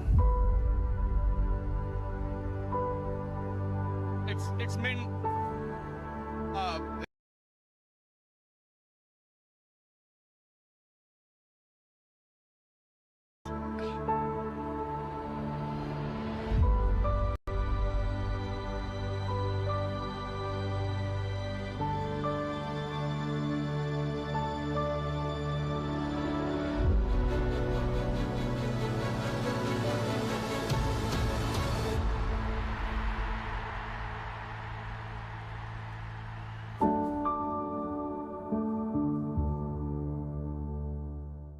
Netherlands Bangladesh को खो खो करेगा US में खो खो का लफ्रो करेगा world गोस खो बोल India उड़ेगा Malaysia Germany को touch करेगा इंडिया भी खो खो टू मच करेगा वर्ल्ड का पहला खो खो वर्ल्ड कप हो रहा है भारत की मिट्टी पर। जब वर्ल्ड जुड़ेगा तब इंडिया उड़ेगा। द वर्ल्ड गोस खो।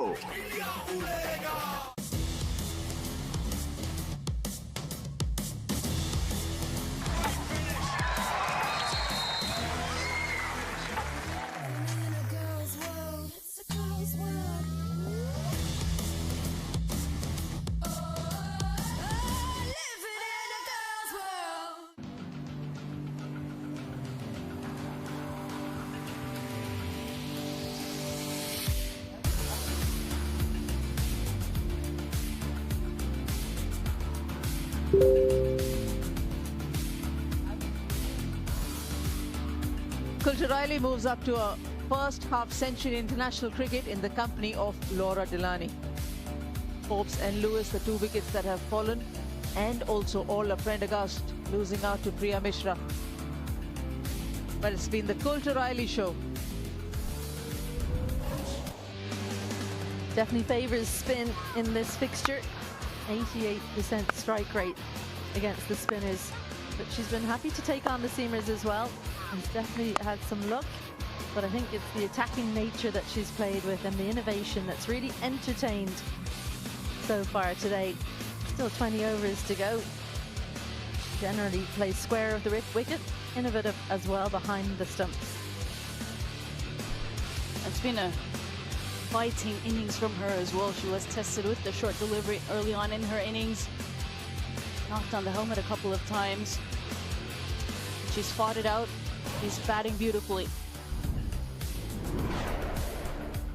The 5 bowlers used: Sally Satgare, Priya Mishra and Deepti Sharma, wicket apiece.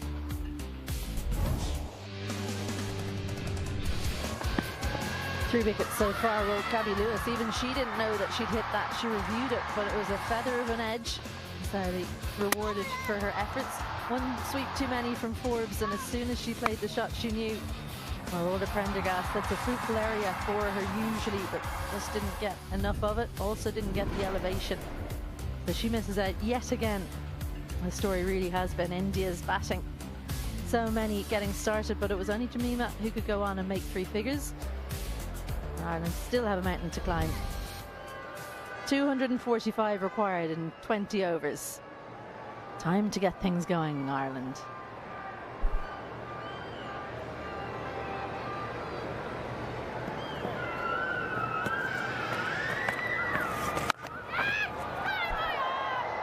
Just the fingertips of Saima Thakur. The aggression is on from these Irish batters. Packs a punch there, Coulter Riley. Timed it sweetly with plenty of power, good bat speed, and just enough elevation to go over Saima Thakur. I love the reaction from Deepti here. Has a wry smile. Not so the fielder.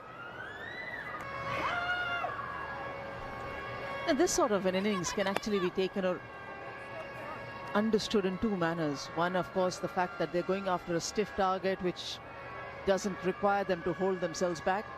Or the other factor is that because they feel that it's probably a little too much to achieve,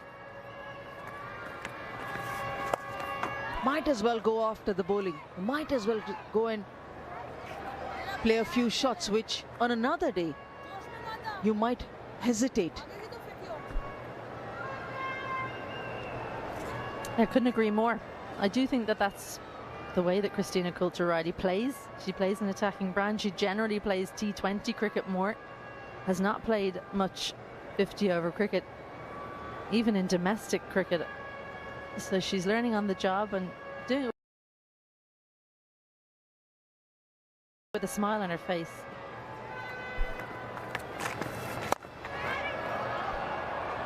Brilliant stuff. Each shot is impressive more than the other.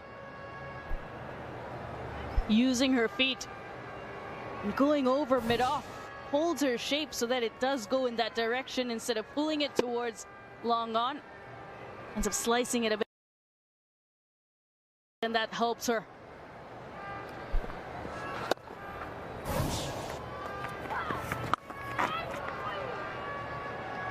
I like the sound of the bat and the ball meeting. Well, that shot over mid-off, that tells me a lot, because I've known Christina Coulter Riley since she started batting up the order, and it's not a comfortable shot. And I think you can almost see that from the execution. She's much more comfortable sweeping, hooking, playing through the covers.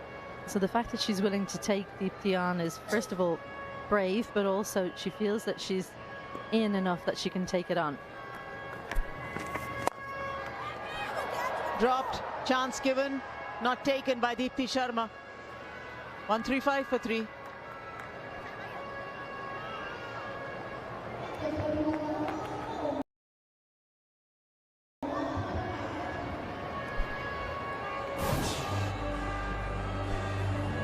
Last ball of the over, or Delaney looking to take the attack to Deepti Sharma. A difficult one, does well to get a hand on it.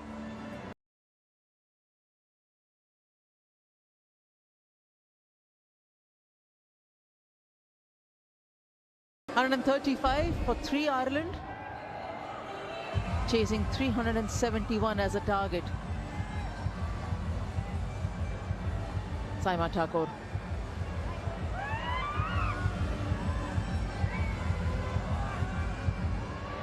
None for 14 in her 4 overs.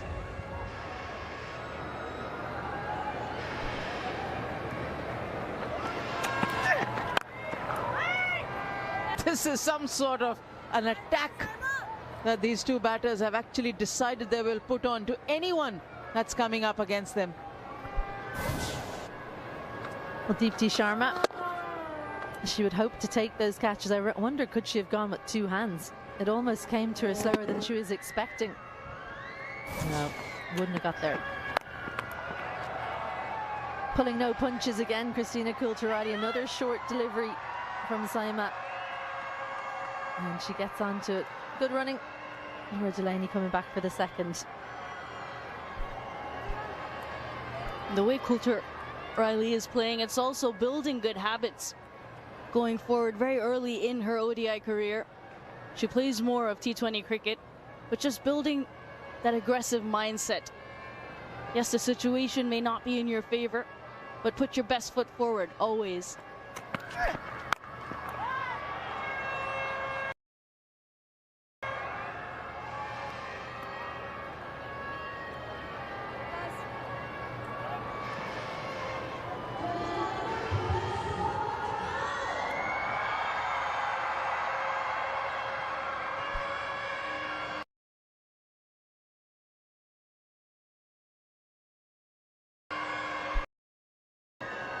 Strengthening the onside boundary riders.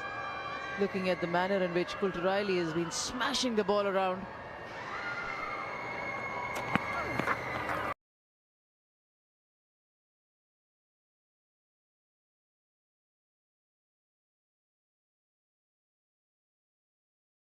Protection. Very impressive batting this. Oh, the little fake to the leg side from Kulturali. It's almost a tell that she's going to play the shot. So if you can adjust, then you should. When you see her put that back foot across, it was the slower delivery as well. So she was made to wait. Great execution. Lots of questions being asked of the Indian bowlers about their field set. Yes, Ireland probably not going to chase down that total, but they won't want to keep conceding boundaries like this.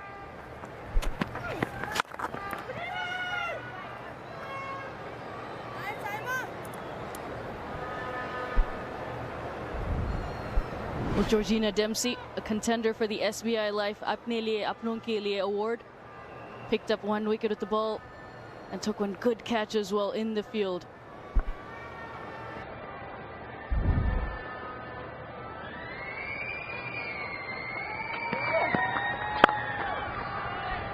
Better line with the back of the hand delivery from Saima Thakur. 1 for 1 for 3.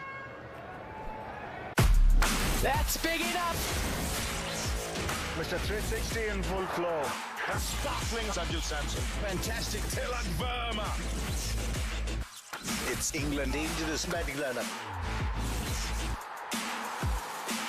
This should be quite a contest. India versus England, first T20I, 22nd January, only on Disney Plus Hotstar and Star Sports. Defending any score.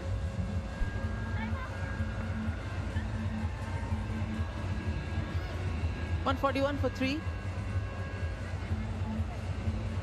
12.78 is the required run rate. Deepti Sharma could have taken a wicket last over. Cotton Bold could have been there for her, but she dropped it. Laura Delani hasn't had a lot of strikes since the time she's walked in. It's been the Kulturali show. Getting to a half century and progressing nicely.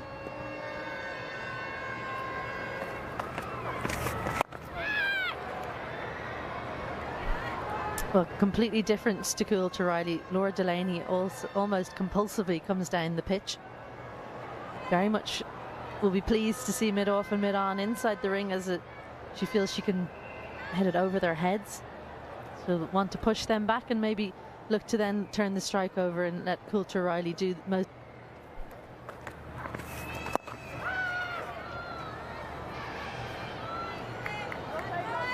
kind of hitting we saw from Harleen Diol and Jemima Rodrigues in the first innings. They took their time to getting to their half centuries, but once they did that, both of them were absolutely in top gear.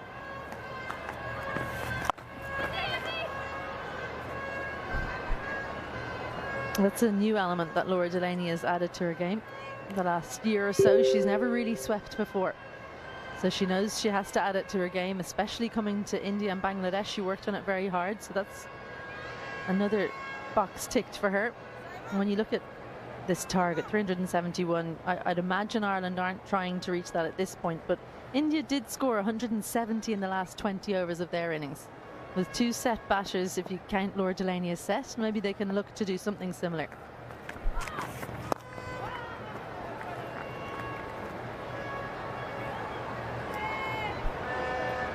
Deepti Sharma really slowing it down. Her initial few overs, 70-75 is what she was bowling. Now she's down 66, 67, 65.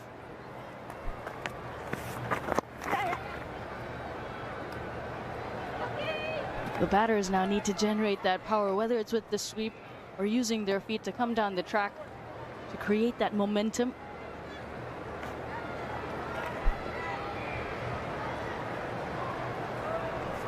I'd imagine Freya Sargent is watching from the sideline with interest at just how Deepti Sharma goes up and down the speeds, just what she does to try and keep the batters from scoring boundaries.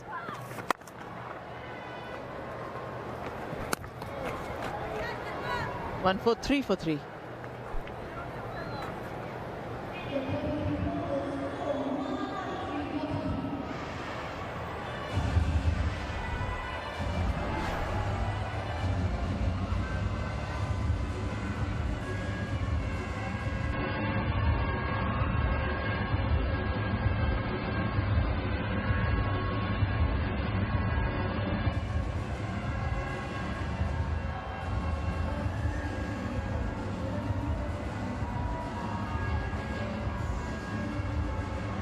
Just about time for the sun to set here in Rajkot. Getting to a 5:30 p.m. Close in on that. As Saima Thakur continues. Jemima Rodrigues has run from deep extra cover to long on. And she had a lot of running to do for her maiden 100. It was a fantastic effort. 102 for her. Her maiden ODI century. Exceptional. Good footwork. Brilliant balance. An emotional moment for any batter. They raise their bat for a century for the first time.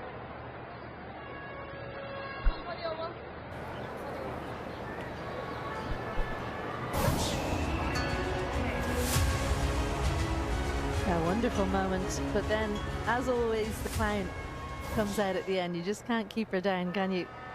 But she did take a moment to really take it in.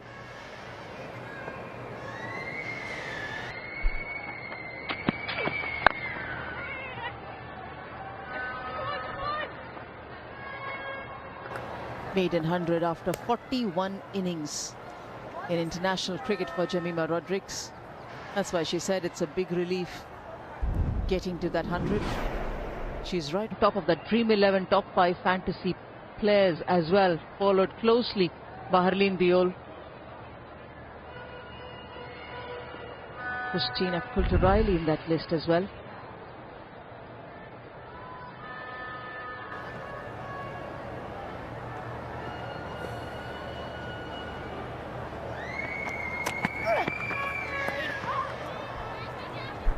What I find really interesting, just having a look at the pair that's out in the middle, Laura Delaney, if you haven't met her, she's quite quiet when you first meet her, but she is the most competitive human being on the planet, I would almost say.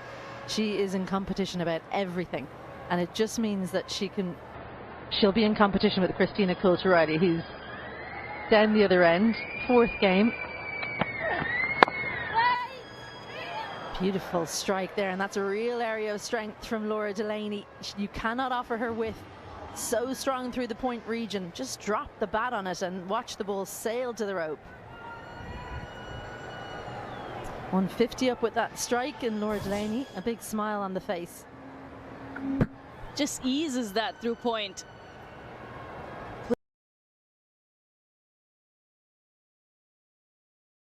Plays it nice and late to create that angle, to beat both those fielders.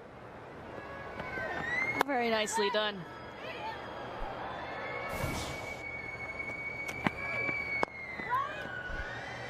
Well, there are a lot of players making a lot of noise in domestic cricket and in international cricket. We've just seen Jamima get to 100. Last game, Tejal Hasabnis getting to a half century. One youngster, a 14-year-old Ira Jadhav, a young player, has just smashed 346 not out for her Mumbai under-19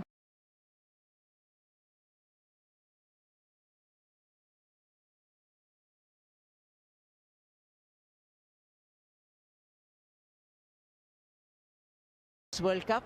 A 14-year-old Ira Jadhav, 346 not out.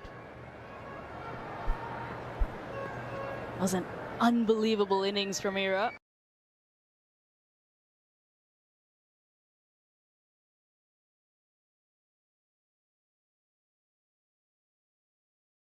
Her in their domestic games, and she was mighty impressive. Just the way she bats. 151 for 3.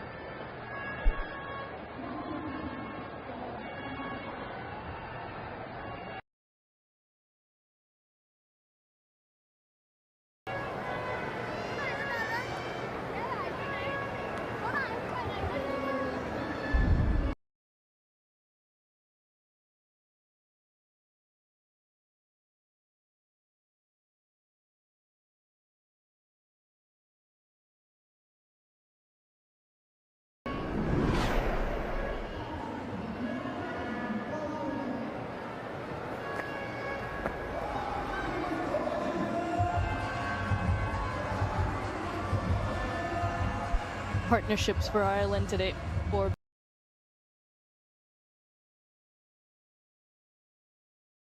Lewis combining for 32, Forbes and Coulter Riley 55. That was a good partnership before it was broken, and Prendergast joined Coulter Riley.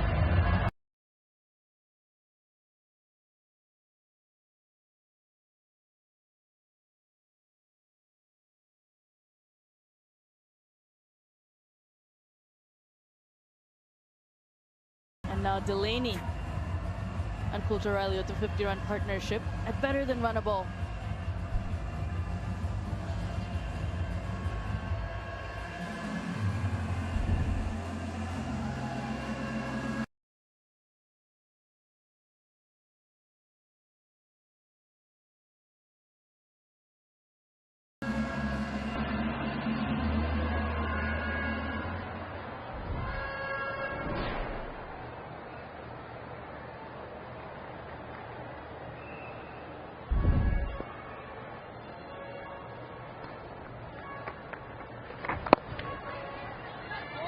Pratika Rawal now.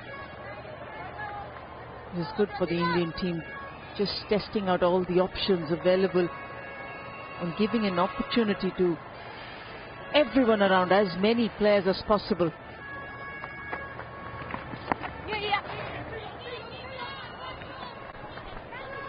Not that comfortable on the sweep, Laura Delaney, but I think she finds the lap a little bit more easy to adapt.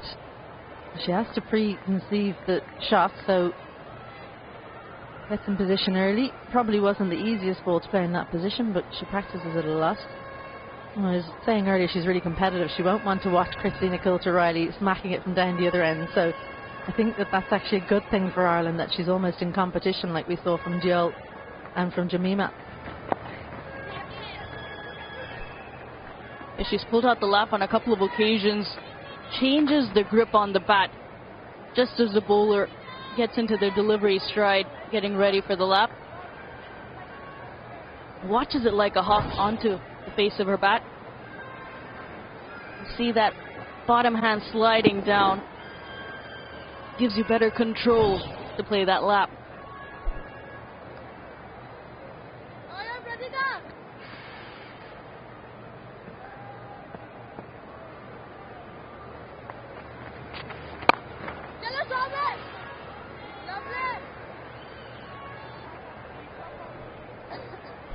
So that fielder comes.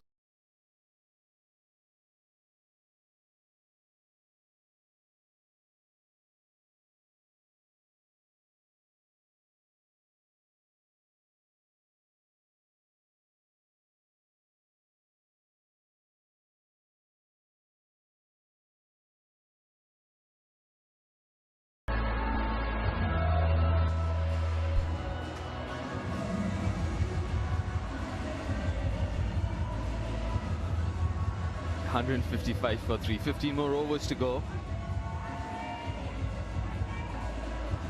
There's been some intent as far as this partnership's concerned. 54 or 53, going better than roller ball. The family of some of the Irish players. If I'm not wrong, that Gabby Lewis is dad there. Enjoying the environment here. And why not? Music, the colour, Rajkot. It's a lovely day to play cricket. It's pleasant, windy, the temperatures in the early 20s.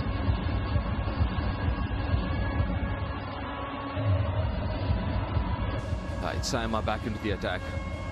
6 overs so far for 28. A good performance from the Indian bowlers. A steady performance. Third inside the circle. Starts off with a slow delivery. Good grit and purpose shown by Coulter Riley. She copped a couple of blows on the helmet at the start of her innings, but that's not deterred her to hang in there and do what she can do best, that of getting runs. She's played a good hand here for Ireland. She's starting to play some shots now as well. Like you said, got hit in the helmet a couple of times very early in the innings.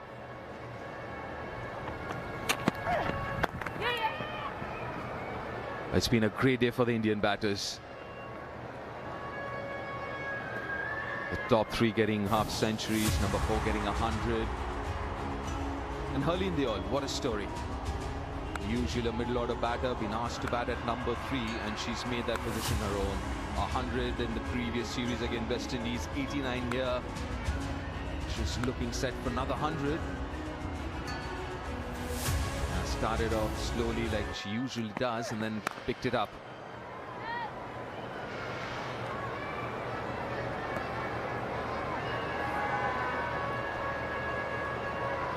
Good news for an Indian side which is still kind of looking for the right players in the right position. It's an experiment which has worked for the Indian side. Harleen at 3. And obviously there will be bigger challenges coming up this summer up in England, against England, and the World Cup. Oh, that smash, but straight to the fielder.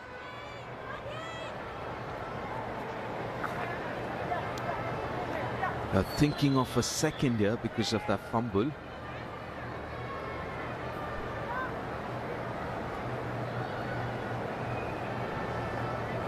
Delaney as well, almost run a ball. Ever since she's come out to bat, in this sense of urgency, looking to score runs of every delivery. Something like this. Nicely bowled. As far as the batters from Ireland are concerned, they'll look to try and spend as much time as possible out in the middle, because it's so important to get a feel of different bowlers in international cricket. They'll come in handy somewhere down the line. It's about getting a feel, getting to know the kind of variations bowlers from different nations throw at you when you're up against them. It's all about gaining familiarity. Finishes the over with a slower as well. 4 from that over, 159 for 3.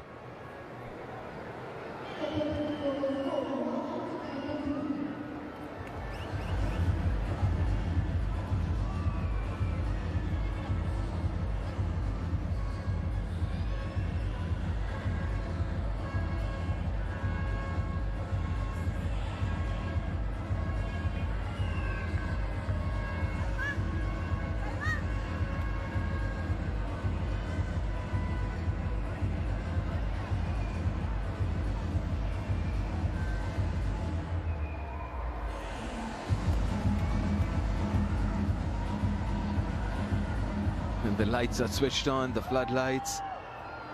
The shadows getting longer.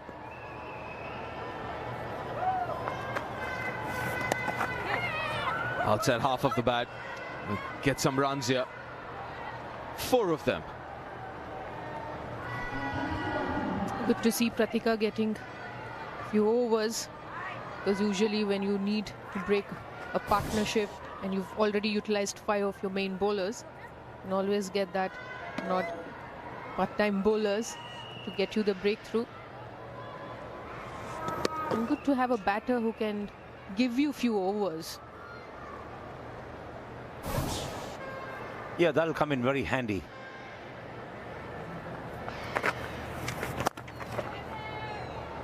It's something that everybody is looking for, both in the men's and the women's teams.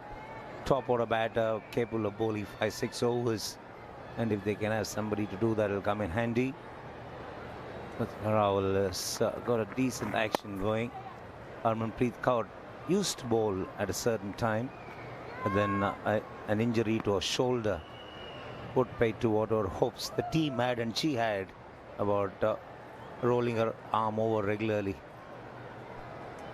We also have Harleen who can bowl leg spin. She used to bowl again because after coming back from surgery, usually when you have to bowl, there a lot of the joints come into action. So maybe we've not seen her much. Jemima also bowls off spin, has bowled few overs in the test and in the one-dayers. A fall shot. That's good running. Easily completes the second. But there are a few options. Not too sure Harleen post the surgery whether she's going to bowl as much as she used to. You're talking about Harleen. There's a bit of confusion as far as she was concerned about herself and for the others as well, because when she was bowling, she was played around 6 or 7 at 6 or 7. And she was played fairly sporadically in the 11.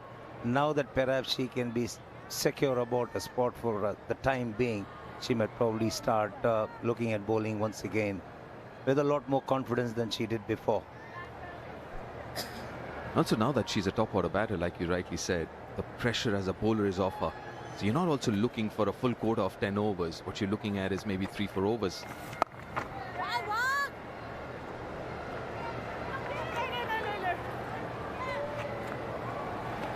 8 runs from that over, 167 for 3.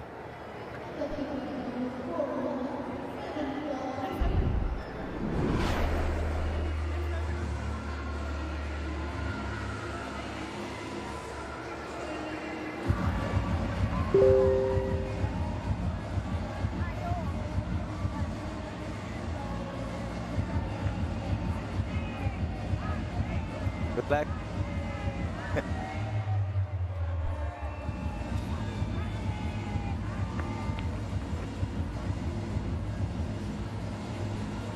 The ODI career for the playing 11 in this game.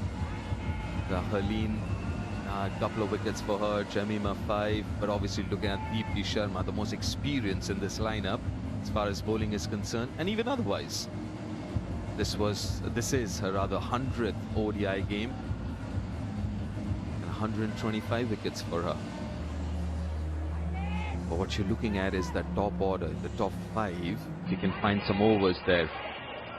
Definitely there is a possibility with Pratika bowling now. Harleen has bowled in the past. Jemima as well. So I'm sure you'd find around 8 to 10 overs in the top 4, top 5. Priya. Nicely bowled, slow in the air. And perfect line as well. Just outside off stump. Top order batter contributing with the ball cannot be overemphasized, because the last time Team India won the 50-over World Cup, it was the top order batter who bowled and got wickets and was the man of the series. Especially when the World Cup is played in the subcontinent. I think that gives option to the captain as well. If you have especially a batter who can bowl spin, whether off or leg, doesn't matter, but if she can contribute with few overs, and I think that's where Australia as a team is way ahead, because they have an option about 7 to 8 bowlers. You know, pretty much top order anybody can come and roll the arm.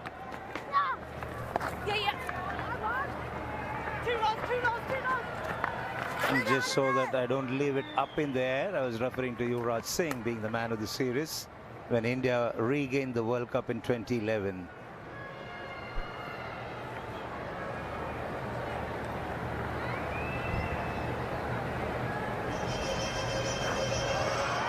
That World Cup that we're talking about is end of this year. We played here in India. India is qualified. Ireland need to qualify. Well, talking about Yuvraj Singh, we do have Tanuja Kanwar in the dugout, who's a left-arm spinner and also a left-hand bat. Maybe, you know, if you happen to see her the third ODI, it's someone you can have a look at. Also, Min Money showed a lot of promise in a few games that she's played in the recent past.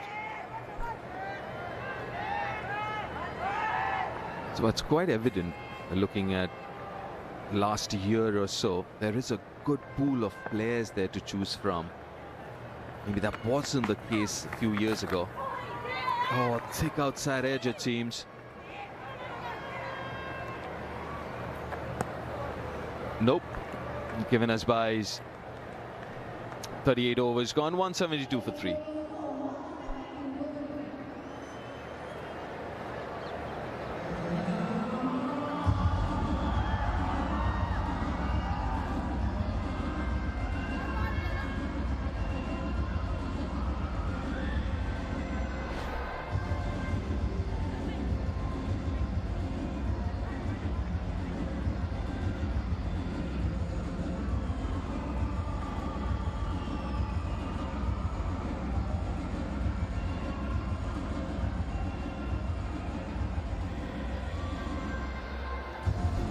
Yeah, 199 runs needed from 72. It was always going to be difficult. 371, the highest that India's ever made in ODI cricket. 370 in this game. Peter's back into the attack. And going back to that conversation of batting order and who to bat, the other options that Indian team's got.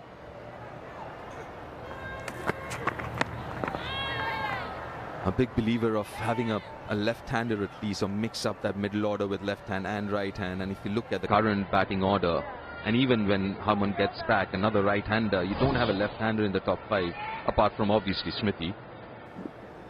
I wonder if the Indian team's also thinking on those lines, getting someone like Tanuja, or maybe even Deepti up the order.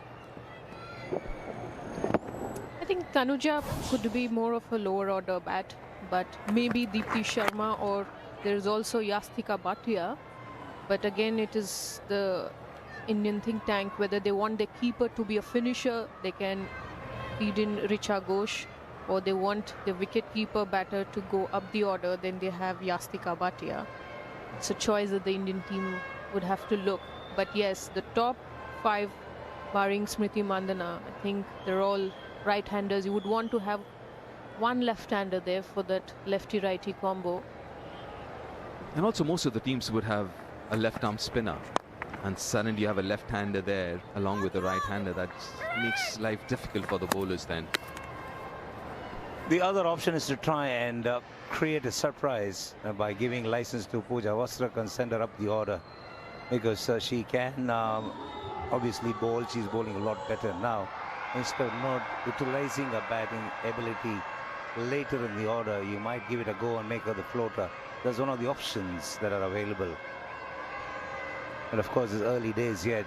They got to try and zoom in on the likely candidates that will make up the squad later on for the World Cup.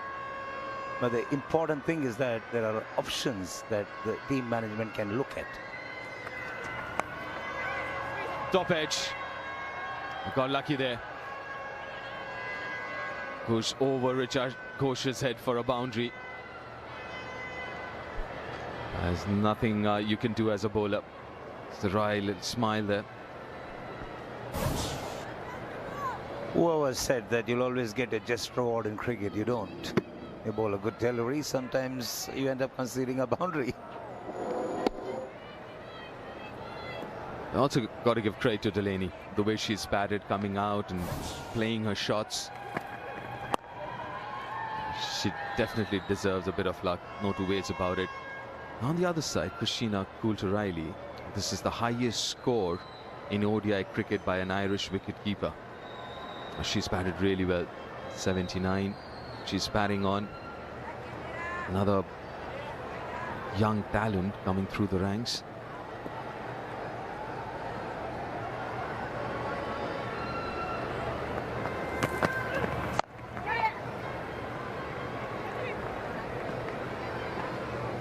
Six from that over, 178 for 3.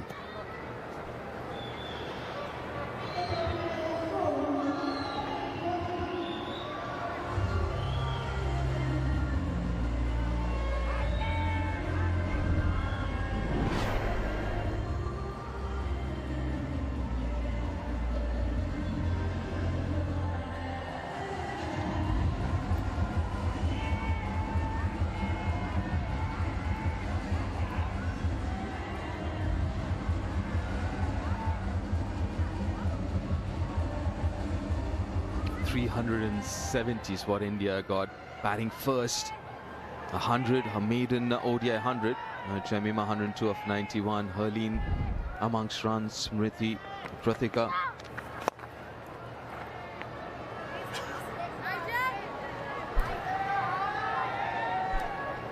I think Delaney definitely showing an intent to go big, to push the run rate.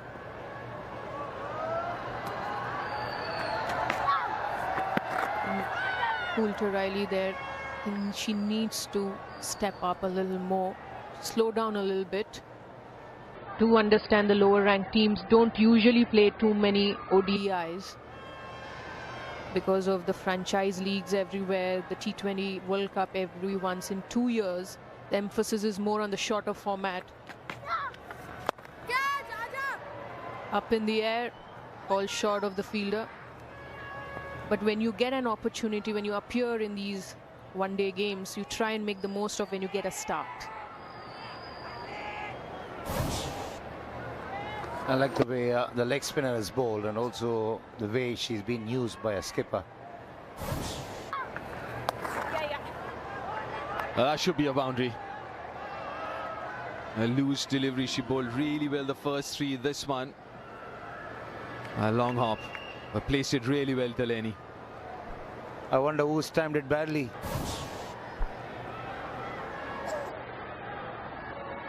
A drag shot. And there was a feeler in the deep. She did well to find the gap.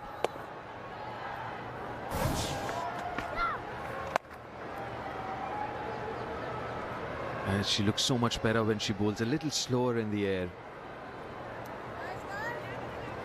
And also because she's kind of new in this setup and also very young, I don't think she's found the right pace to bowl. Every bowler has their own ideal pace. I'm sure she's going to figure that out real soon. Nicely bowled this one. 40 overs gone, 184 for 3.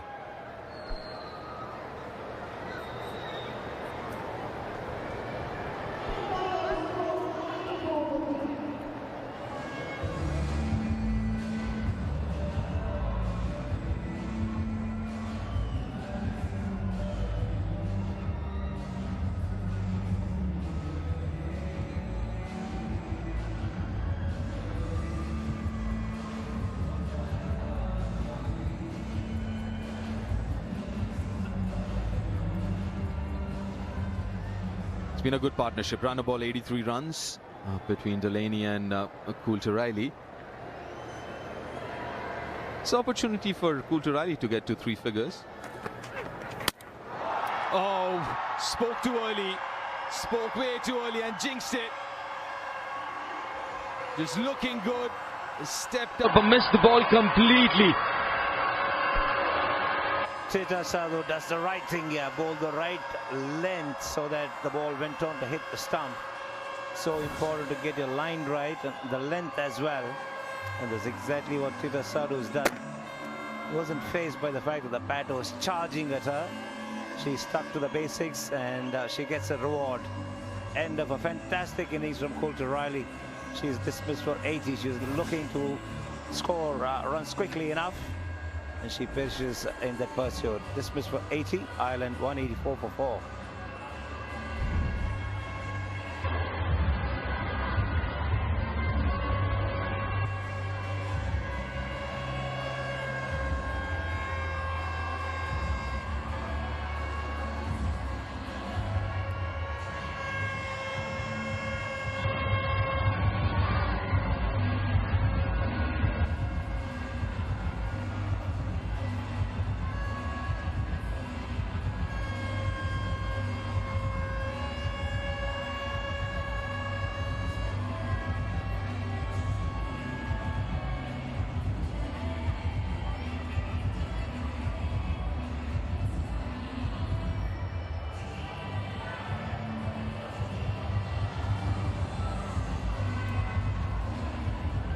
Beautiful picture, that the sun setting.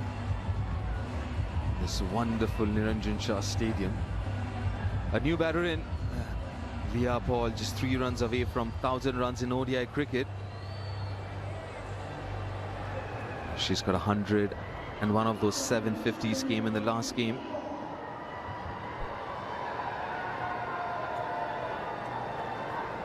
Change of angle coming round the wicket.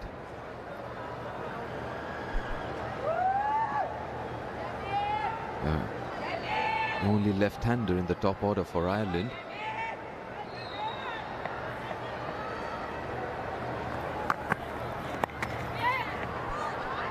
Straight away gets off the mark.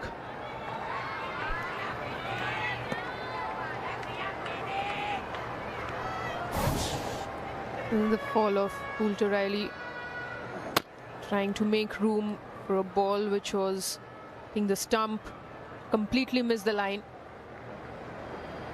There's no way close to the ball. Someone who's all set. She's quite disappointed. But she played a good knock. Good partnership with Delani.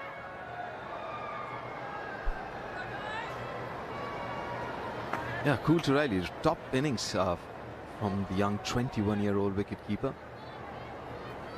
Well constructed, obviously slow in terms of the context of the game. Yeah, but then it wasn't, if you look at an overall 80 of 130, it's not that bad. And also somebody as young as that, getting those 80 runs, playing in India for the first time, it's a top effort.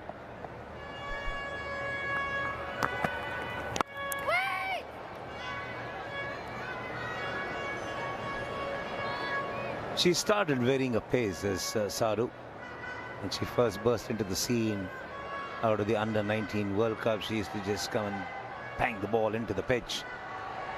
But obviously she's realized that the international stage, you've got to develop your craft as well. You can't be just relying on pace all the time.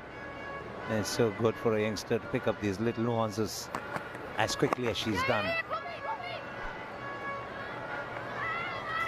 I wouldn't get two here. But to your earlier point, Mithali, about India looking for that out-and-out quick bowler, and looking at Peters, you just get a feeling, strongly built, good strong action. If she wants, she can actually improve on her pace as well. Maybe go back to what she was doing earlier on, coming in and trying to bowl quick. Now that she has the other side sorted as well, the line and length, the consistency bit. A successful over comes to an end. 187 for 4.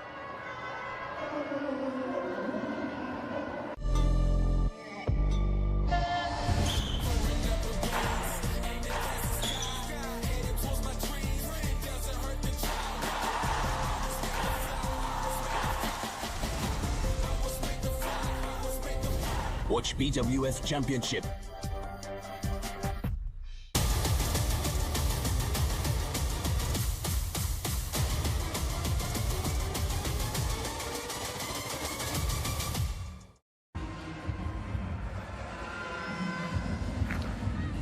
Yeah, standout performer in this innings was Christina Coulter Riley, getting 80. That partnership with Delaney was quite impressive. Aditi back into the attack. One for Train to in her 7 so far. Could have been 2. Dropped the catch of her own bowling. Tough one.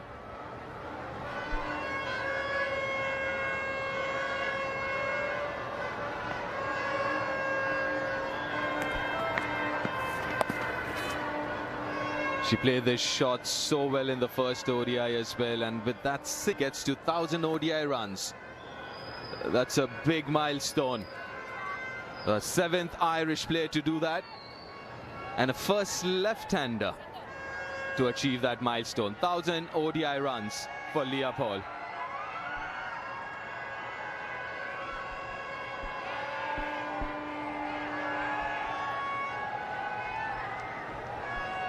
That's Leah's family there, I guess, sister. There's something to rejoice about for sure. But that looks close. Yeah, that's given. That's given. She's taken a review, but I'm afraid she might lose that.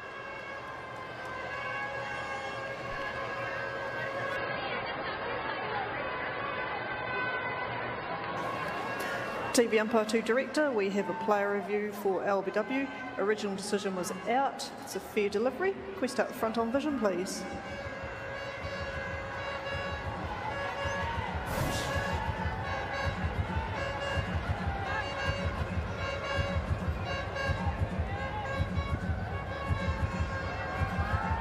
Okay, ball passes close to the bat. Can we go to ultra edge, please?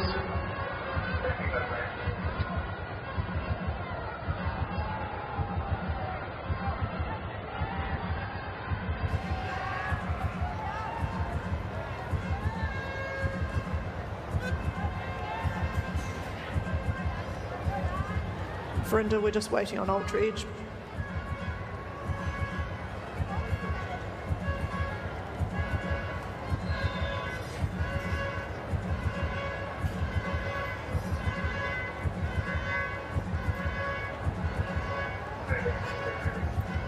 Copy.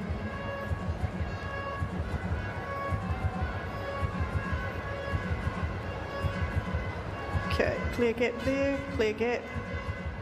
Clear gap there. Next frame. Clear gap. Roll through. Can we just roll that through one more time? There's a lot of murmurings, but I can see clear gap, so I just want to roll through one more time. From there, gap there. Yep, next frame. You see a gap there. And just take it past the gloves. Keep going. Yep, thank you. Satisfied there is no bat involved. If you can move on to ball tracking when ready, please. Copy, still building ball tracking.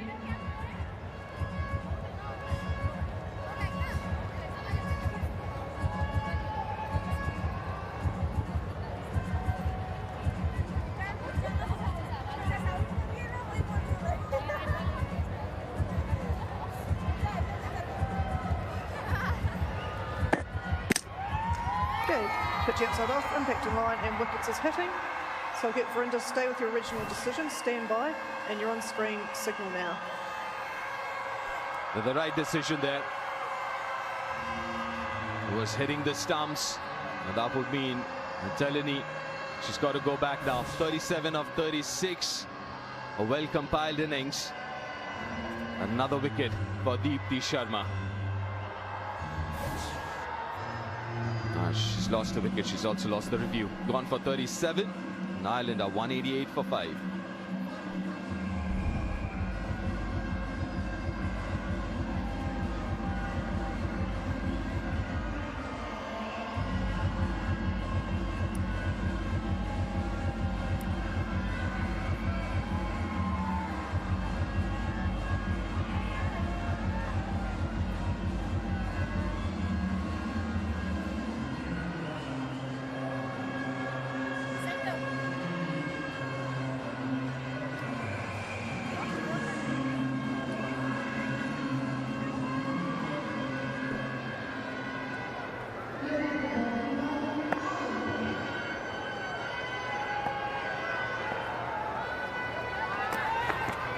Arlene Kelly, the new batter.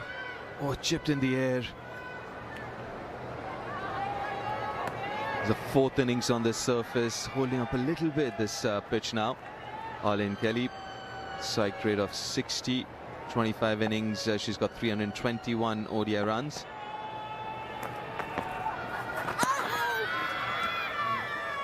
It flicked something. Deepthi Sharma bowling a straighter line and keeping it very tight, reaping rewards because of that. This is how she picked up the last wicket as well, but this one was turned down.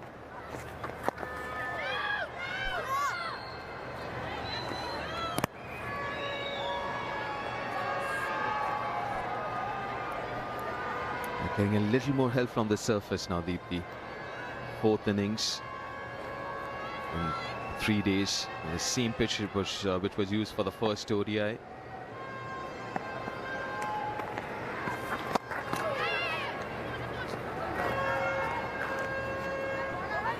Wicket and couple of singles from this over. 189 for 5.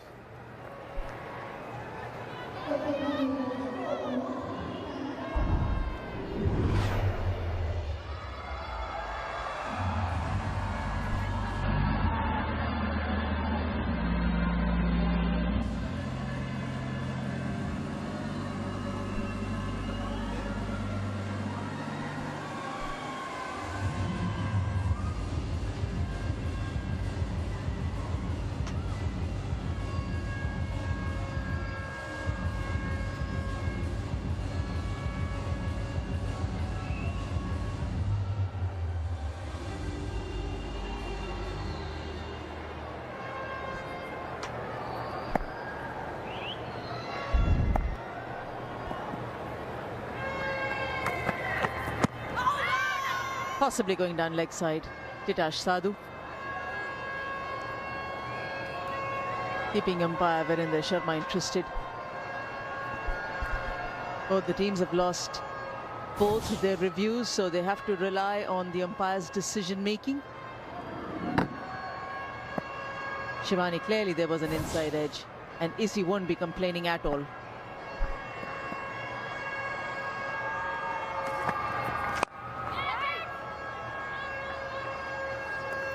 Absolutely, a big inside edge, and Titash immediately indicating that as well.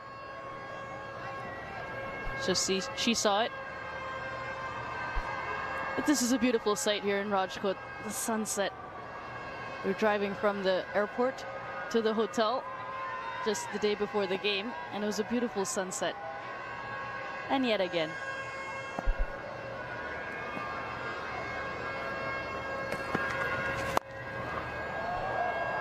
Class. This is excellent ball striking from Arlene Kelly. Very much her strength down the ground.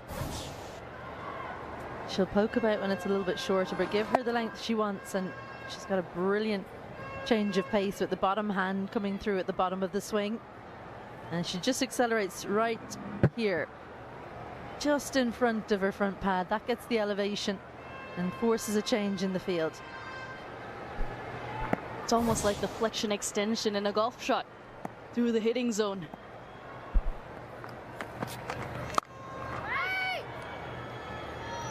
Where the wrist is cocked at the top, and then you release that wrist, and that creates that acceleration through the hitting zone.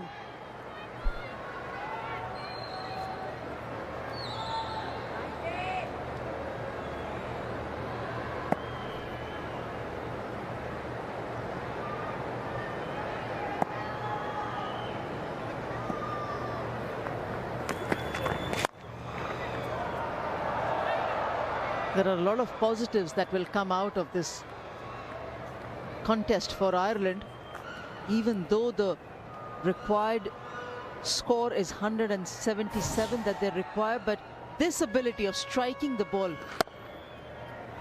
the confidence of dancing down the track and advancing to whether the spinners or the seam bowlers, I think they will really be pleased looking at this And just the fact that they can put it out of their minds as well, that there's been such a gap in the scores, and continue to take the game to India.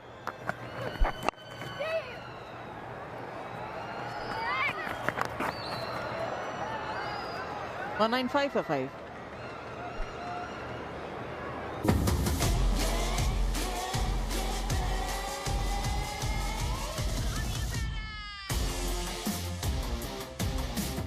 Watch the new season of SA20 live on Disney Plus Hotstar, Star Sports 2, Star Sports 2 HD, and Sports 18 2.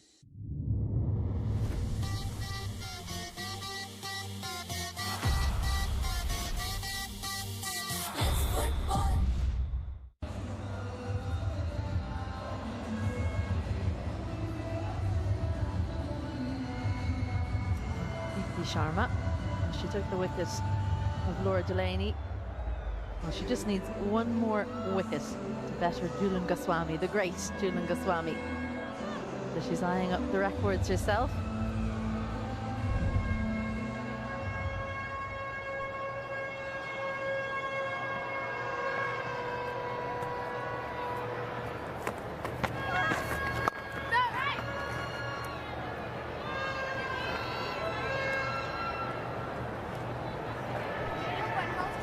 The approach from Ireland has been brilliant. They scored in excess of 200 in that first ODI. Yes, chasing a huge target here, but they did not collapse for something less than 100 or 150. They're pushing 200 and they still have time. So just to make sure that that minimum standard or the threshold is lifted every time.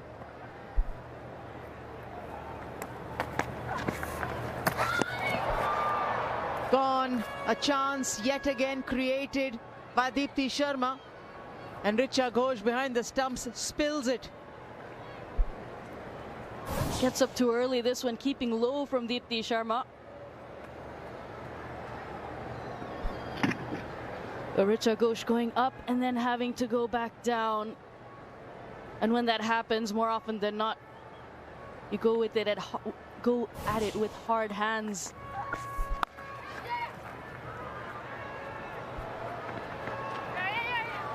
And then a boundary to the bowler. Much better option this for Leah Paul. A very strong sweeper, a very good hockey player. And you could really see that with that shot.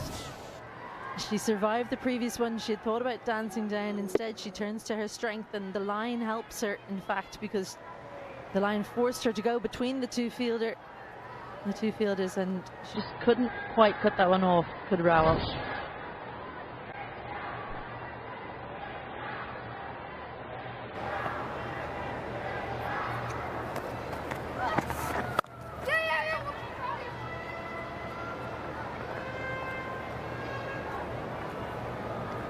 There was an opportunity to go there. One better than Julan Goswami. 2 for 21 Julan's figures against Australia in Sydney in a 100th ODI match.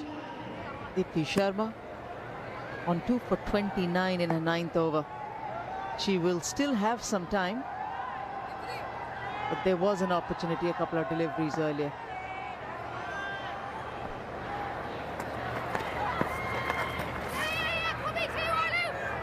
Well played. Waited on that, waited on the ball to turn. Fine tickle there from Arlene Kelly. It's nicely inside the line and just helps it along. Runs away fine, even with that short fine leg position. Fielder in place. No chance for them.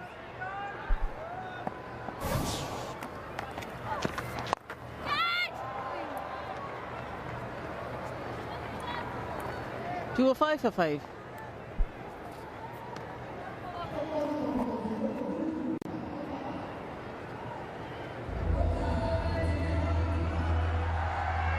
Good over for Ireland. 10 runs coming off at 2 fours and 2 singles. Both these batters were looking good in the previous game as well. Leah Paul, of course, with that big partnership with Gabby Lewis, but Arlene Kelly as well. Some late hitting in that innings.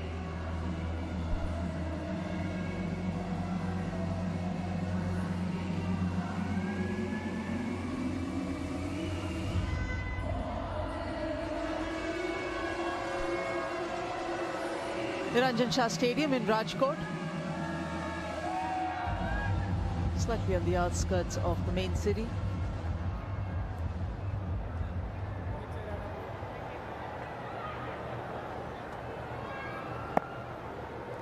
.205 in the 44th over.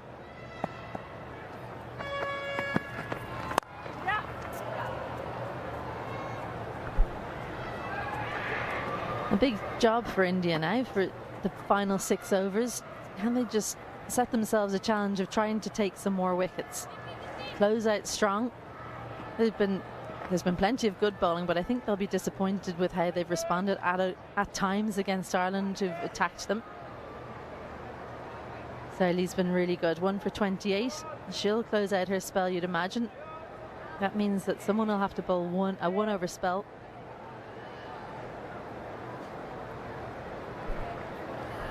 Yeah, good point, because even in the last game, the Indian bowlers had only 7 wickets in the bag. And now we're trying to restrict Ireland. They've done that as well by piling up 370 on the board. They've created probably 2 or 3 chances as well, which clearly they should be saying that should have come in our favor. So this 5 could have been closer to a 7.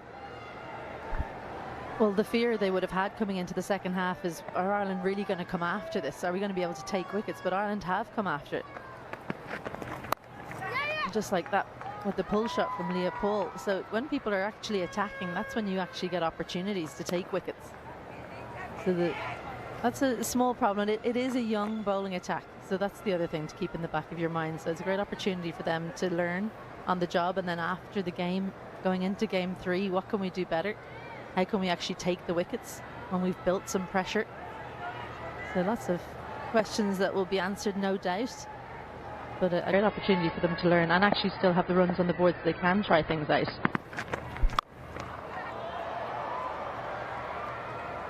The first 6 of the innings for Ireland. And it's come off the bat of Arlene Kelly. Cracking shot, that one. The timing, the sound off the bat, something to remember. Gets into a great position, balance, and boom, 69 meters 6. Yeah, she does pack a punch, Arlene Kelly. That's why she comes in at number 7, and she comes in at number 7 or 8 in T20s as well. A breezy 28 from 25 in the last game. So she has really lengthened the batting order for Ireland, and that might be why they left out a batter today to strengthen their bowling stocks.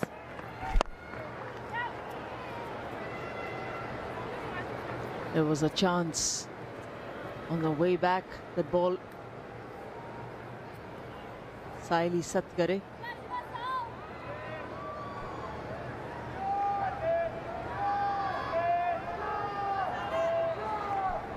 Yeah, absolutely. The kind of attacking stroke play that they've displayed. One might look at the scoreboard and say they've just got 214. It's not like they're batting on 275 or 285. They're still about 150 runs plus away from the target. But the first game where they had a 117 run stand between the captain and Leah Paul,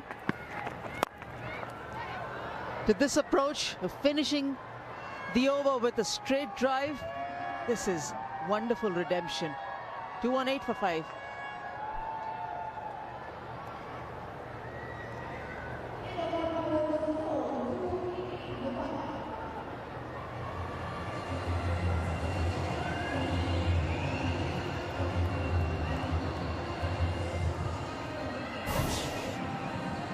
It was already a good over. This one made it even better for Ireland.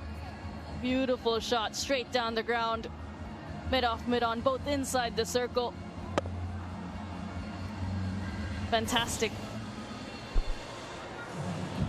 Yeah, what is it about left-handers, and when they play down the ground it just looks 50% better than right-handers? It's not fair. 50? Question mark? No, you got to be better. Give them more percentage for class, grace, style, effectiveness. Left arm bowlers as well? Undoubtedly. That ball that leaves the right-hander, class.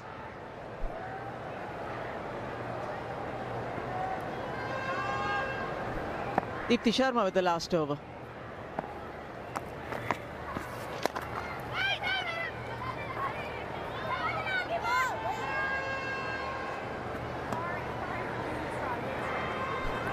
Bit of an apology from Leah Paul to Arlene Kelly. There was a single there, went into square leg.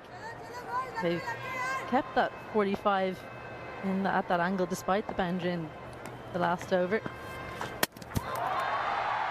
Wicket for Deepti Sharma. 100th ODI. And by picking up a third wicket, she's bettered Julan Goswami's record of 2 for 21 set in 2009. In her 100th ODI, Deepti Sharma picks up a third. And she's right on target. Drawing the batter out. The ball doing a bit too much. It keeps a tad low. And that makes the difference and crashes into the stumps. All her experience comes through. As Arlene Kelly goes back for a quick 19, 2-1-8 for 6 Ireland.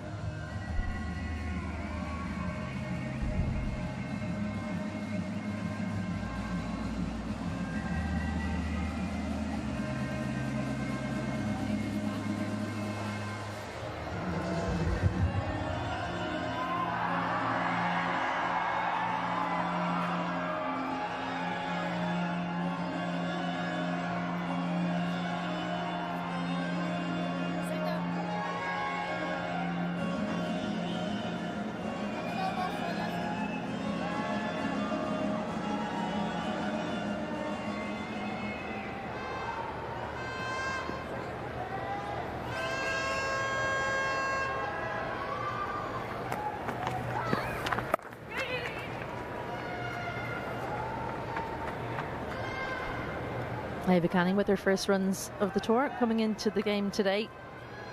Handy number 8. And she's in because Arlene Kelly, well, it kept a little bit low, it did a little bit too much, and she moved away as well. Deepti Sharma just holding the pace back ever so slightly, and we've seen that the pitch is a little bit too paced.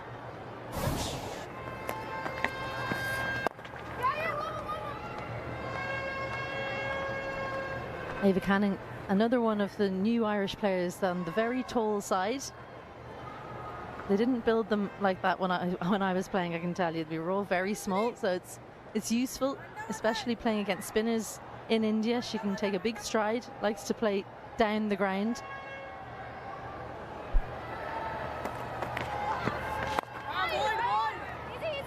We can't boast of that stat as yet.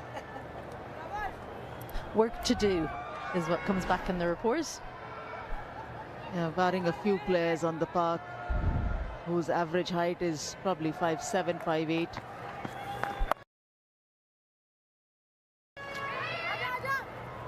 The rest have a lot of climbing up to do. 2-2-1 for 6.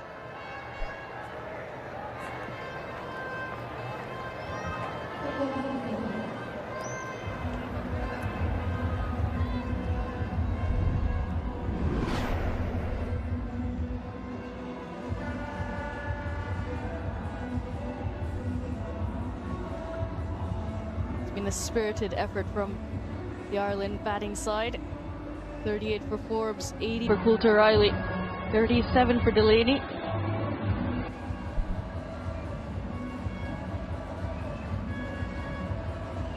MC, Dalzell and Sargent. You reckon any more changes coming through for the third one international for Ireland, or do they have those options? Well, I just wonder if Laura Delaney can bowl. If they think she's an option in the third game, then they might bring in Una Raymond Hoey again. But otherwise, I don't think so. There is actually Rebecca Stokel, who we saw fielding for the whole game in the first day when Gabby Lewis couldn't take the field. She's been an opener in the past. She's batting middle order now, so she's another option. I'd like to see them give her an opportunity here, if even just so she's exposed to the conditions. So she's another option that they could go with instead of Una Raymond Hoey.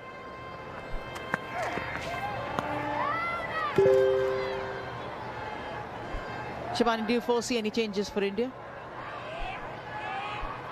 You do have Ragvi Bisht, who's been called up into the squad, hasn't made her ODI debut yet. She was impressive in the T20s. Uma Chaitri as well. Was impressive in a couple of the previous games. So maybe one or two. Should land safe. Is gonna land safe because it's a long one, a second maximum in the Irish innings. Well, she'd been sweating on that one, Ava Canning. Used the full length of the levers as the slower ball, and I think she picked it. Look how much she's got to reach for that. So impressive that she's managed to send it all the way over the rope. But she is a clean striker of the ball. She's a strong girl as well, and I think that she's someone that Ireland will look to maybe turn into a bowling all-rounder. She has that kind of ability in ball striking.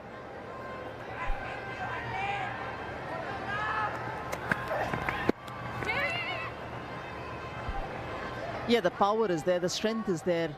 It's about getting the biomechanics right, to adding on more pace, which is already there for Canning. And you look at the levers in this shot that Ava Canning has hit, a maximum. You know, and once all those changes and alterations are made for the betterment of Canning's bowling, and over here as well, I'm sure it's going to become a lot more valuable to the team.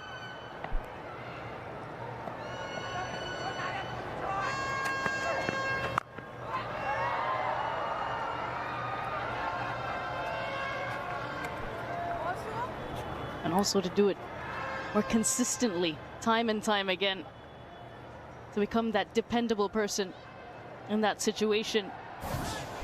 She is tall. She will have the opportunity to get that high back lift and nice swing going with her long levers. Huge advantage.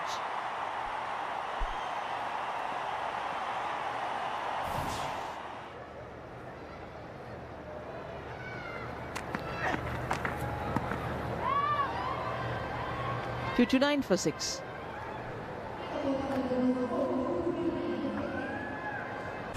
It's England, dangerous batting lineup. Such a confident Indian side, just oozing with talent. This should be quite a contest. India versus England, first T20I, 22nd January, only on Disney Plus Hotstar and Star Sports. 40 runs. 8 runs in that last over. A couple of big overs coming.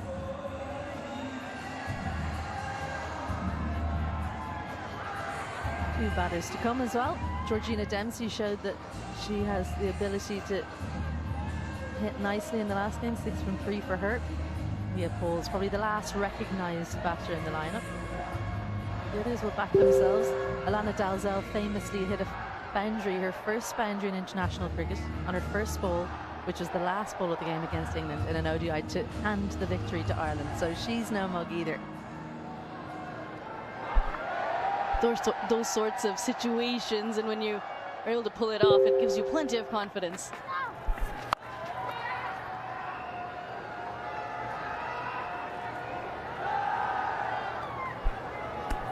And gives you some material for boasting too. I'm sure she wouldn't do that. There's going to be a few one-over spells here, isn't there? Because this is Priya's last over. There's going to have to be a few people coming on and bowling one-overs, which maybe that was the plan. They want to practice that. You never know. Yeah, they don't boast of too many options. They develop those options, the Indian team, and that's why I've seen Pratika Rawal also come out there and bowl a couple of overs. It's a good thing that in the last game as well that Priya Mishra got to complete her quota of 10 overs. The seam bowlers went 9. Sayali went for 10. So consistently, if your frontline bowlers, Deepti Sharma has gone for 3 for 37. Now Priya Mishra is going to bowl out here. It just indicates that you know exactly which ones are the ones that you must give it out as a full quota to measure the consistency and their performance.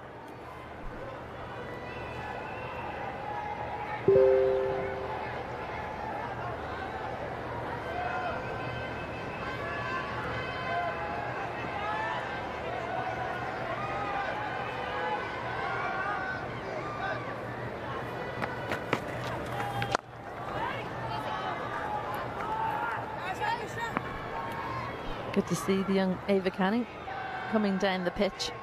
Just couldn't quite let it drop so that she could maybe get some elevation.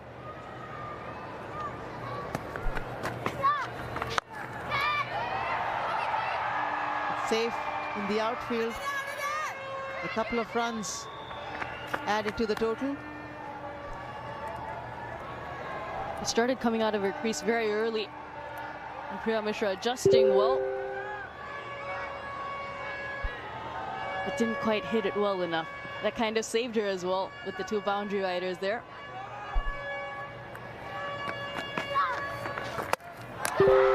Wicket for Priya Mishra. And she got it right on that occasion. Priya Mishra, she closes out her 10 overs in style. She knew what was coming at her. It was Ava Canning coming like a train. Got the line right. Just cramped up Canning for some space. Didn't give her the arms. Canning still went through with the shot. And just about takes leg stump. Just reward for a really good execution and delivery. So Ava Canning, well, she entertained us for a short while. She's got to go for 11 from 12. It's 234 for 7.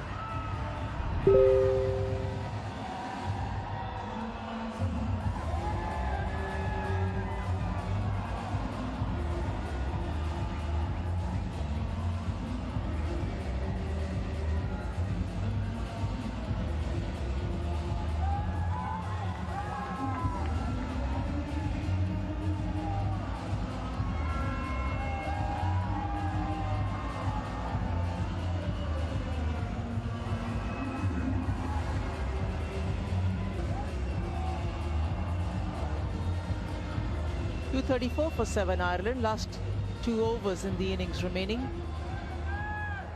Priya Mishra has bowled out. 2 for 53. Georgina Dempsey.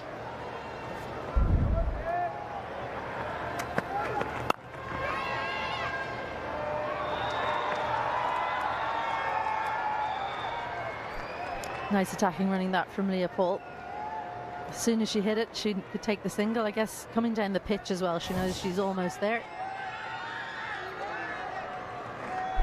The previous wicket, Ava Canning coming down the track again. It was predictable, and Priya Mishra had the answer to get Canning out of there.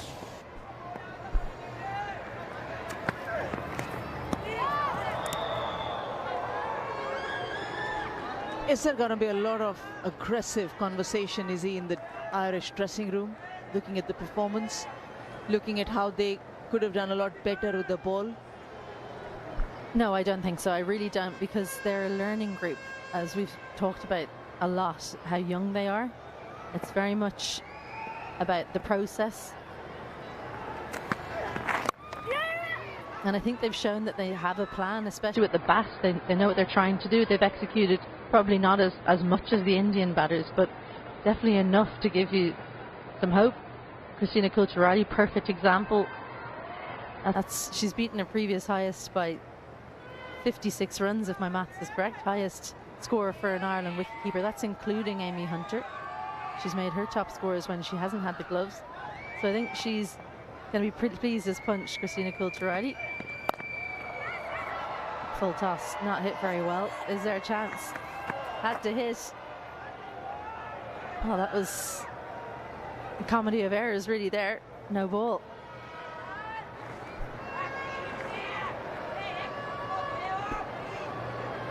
And a free hit as well, because there was a waist high full toss from Saima Thakur. It's a good opportunity for Ireland to push towards 250 to get another 12 runs in the balls they have remaining. Free hit, and Dempsey will be on strike.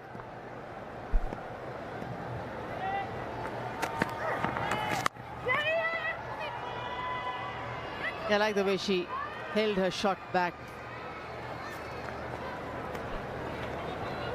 And can't blame Saima Thakur for missing that ball, because she got a knock on her fingers in this return throw from Saili Satkare.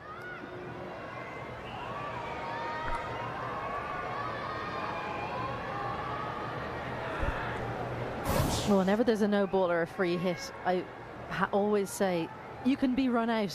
It's the only way you can get run out. That was almost a big mistake from Leopold. Safe. It should be safe. It is. One bounce into the fence. This is such a good option from Leopold, fetching it from outside off stump, and the way she holds the bat at the top of the grip means that she can use the full levers. Sweet connection as well. Pick the slower ball, swipes it away to the leg side, and she knows with that shot there's not going to be a fielder there. Straight to the mid wicket, one bounce, 4 runs.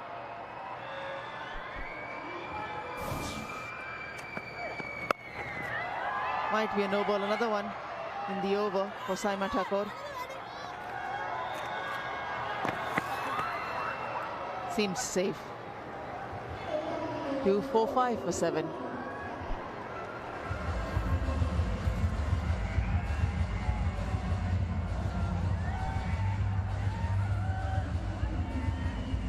Some aggressive running between the wickets. Good hitting. 11 runs coming off the penultimate over.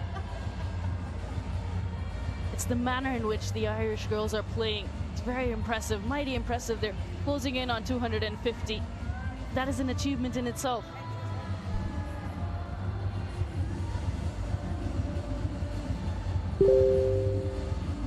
Last over of the day's play coming up. Titash Sadhu as the ball in the hand. You were asking about positives as well, Anjuman. Highest score again for Ireland. So they're adding each game they're playing, they're improving. 238 in the first game. Now they've reached 245. They'll hope to cross that 250 run mark, and against India, no matter what India 11 that is, that's a big improvement from Ireland from, you know, back in 1997 at the World Cup here. When you look at the performances, though they didn't play India then, the time between then and now, it's been a big improvement.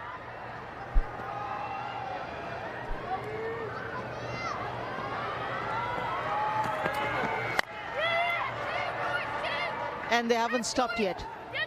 It's already the second highest score for Ireland in a chase, and they're just adding on to it with a couple of runs over here. They aren't taking it easy. They're putting the fielders under pressure, pushing for the twos, even the quick singles, and that's been a feature throughout the innings.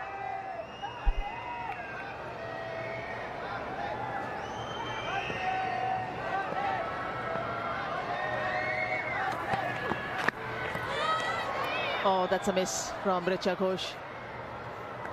It hasn't been a best in terms of the wicket keeping from Richa Ghosh in the last 2 games.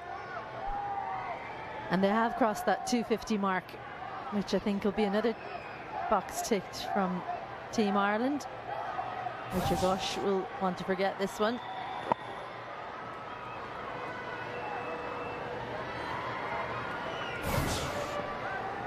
It's been a long day.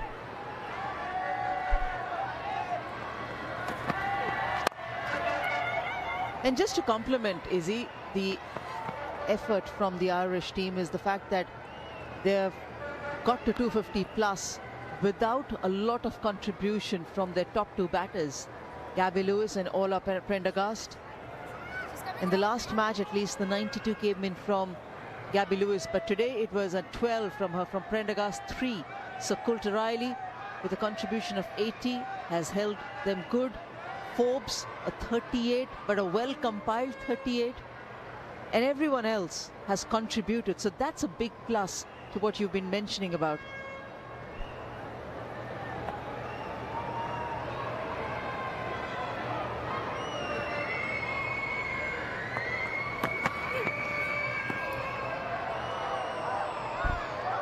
Yeah, absolutely spot on. And I think that one of the things that's changed about the Ireland setup is that it's not, oh no, someone hasn't scored runs. It's, I want to be the one. I want to be the one who's making the runs. And I think Christina Coulter Riley, despite it being her 4th international, genuine disappointment that she didn't get 100, which just wouldn't have been in the mindset in previous setups.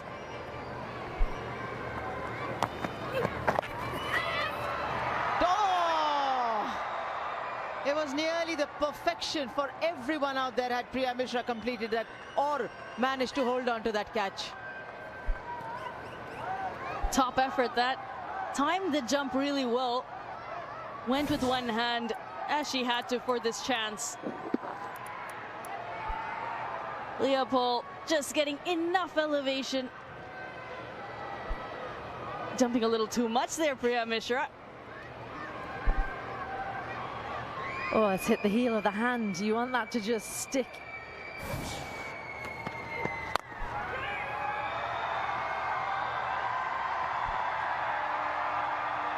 Ireland finished their innings on a 254 for the loss of 7 wickets. And India, once again, end up on the winning side. And also, 4th consecutive series at home, a win for the Indian team as they lead this series 2-0. Yeah, largely on the back of a brilliant batting performance. Jemima Rodriguez, maiden century for her. It was 100 and out, but lots and lots of contributions with the bat. Harleen Diol was brilliant as well. And a brilliant opening stand that set things up.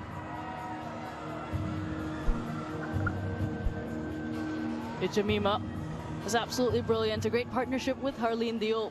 They combined when the score was on 156 for 2. Both openers following each other back to the hut. Huge partnership put on, 180 plus run partnership. But Ireland as well. They put their best foot forward, played some aggressive cricket, some nice shots, 26 fours and 2 sixes. Aggressive running between the wickets. They kept going after it. Even when it felt the target was too far, you could still see the positivity and the intent out there in the middle. The hats off to Ireland. It was amazing that they kept us so glued to the screen, despite the fact that they were nowhere near the target. It was still just absorbing viewing the battle between Ireland's batters and India's bowlers, because especially for India, there are spots up for grabs. You really felt like they were trying to take opportunities and take wickets, such as the competition within the group.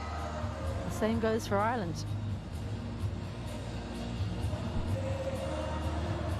You know she's done well. She knows she's done well.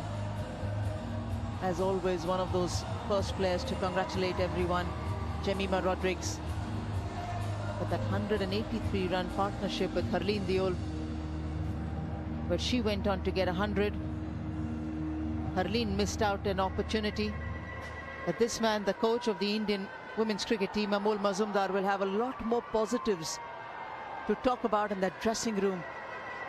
From the last series against the West Indies to this series against the Ireland team.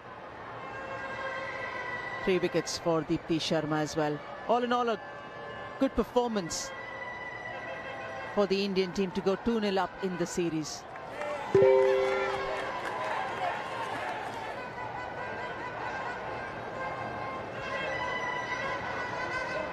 Harleen Diol joins us. Harleen, well batted. Are you happy with your knock? Yeah, ma'am, I'm very happy with the knock. Could have had one more 100, but then whatever God gives you, you should take it rather than complain.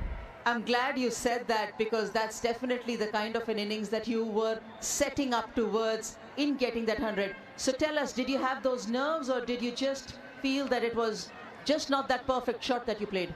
No, actually, when I was playing, I was just thinking about how can we increase the team's total, because at that time you were not just thinking about you are on 89 or whatever it was.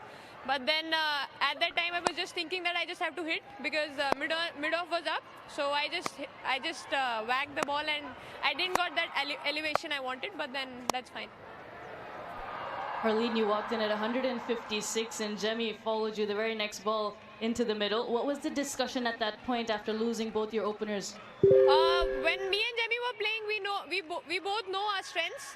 We could have taken time, but initially we were just thinking about that we just have to be there. If we'll be there, definitely runs are going to come. So we were just backing our strength. That's what we were discussing in between. Harleen, Isabel here, well batted. Thank It you. must be great fun batting with Jemima. What's it like out there in the middle with her? Definitely it's great fun, but I think I am more fun than her while batting. That is Best for sure. answer. Yeah. Brilliant, thank you. Since you asked about the fun part, Harleen, what is that conversation between Jamie and you? Come on. There were so many jokes. I don't know if I can share those because I have to take permission from Jamie for that. Okay, we'll have a chat with Jamie and make sure for the next match we come out with it. But congratulations and well played. And the next match you have a target to achieve. Thank you, ma'am. Thank you. It's a steep total Ireland walked into, but it was an eventful first over. It was given, it was overturned. A bit of a tickle inside edge from Forbes. Good decision to review that. And she got started. A couple of boundaries. What seemed like a good partnership. Gabby Lewis as well, continuing from where she left off before that fine tickle. And Siley Sutgray getting her wicket. Oh, Sarah Forbes played nicely through the offside until she swept one. That wasn't the right shot, but Christina Kulturali and her built a great partnership. Christina Kulturali in particular taking the spinners on. Then she lost her partner, Sarah Forbes. But Ireland weren't going to give up. Orla Prendergast, she's a star for Ireland. Didn't perform today, just 3 for her. Laura Delaney, the former Ireland captain, made a bright and breezy 30. Maiden 50 for Christina Kulturali in one-day internationals and just her 4th appearance in the format. And while Laura Delaney survived a chance, these two kept on taking chances. There's some good partnerships there. Plenty of intent shown. Kita Sadhu breaking that partnership. Deepti Sharma, that was her 2nd wicket of the day, caught right in front. Laura Delaney.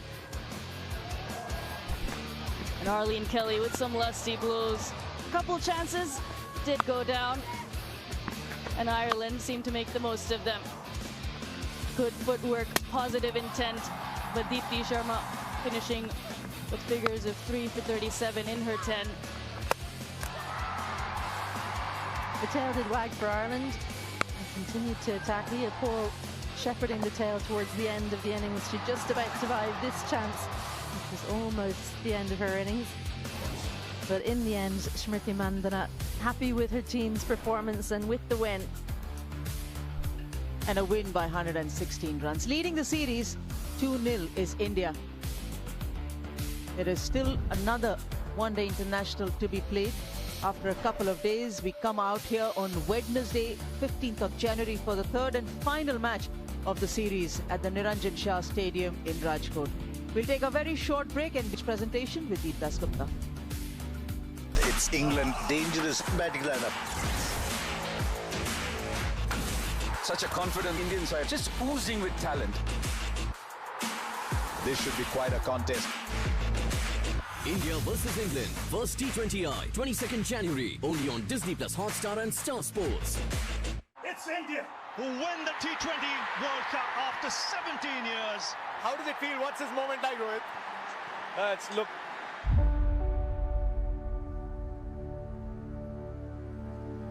Today it was. It's been.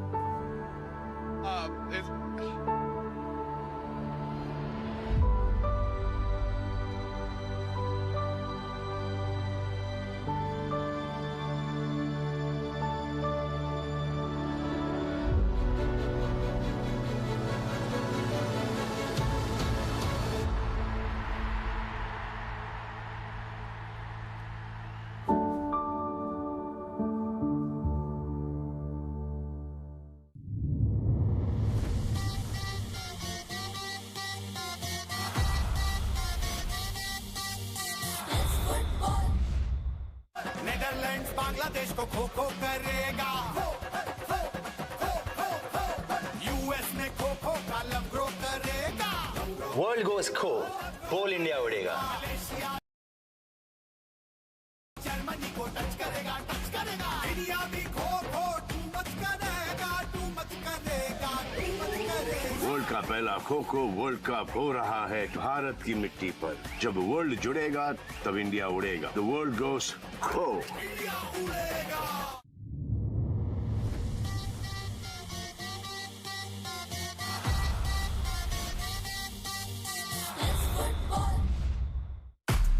That's big enough.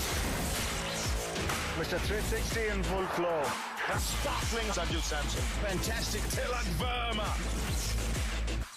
It's England. Dangerous batting lineup. This should be quite a contest. India versus England. First T20I, 22nd January. Only on Disney Plus Hotstar and Star Sports.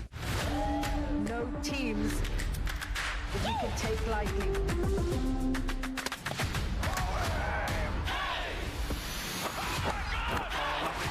What a catch! Got in!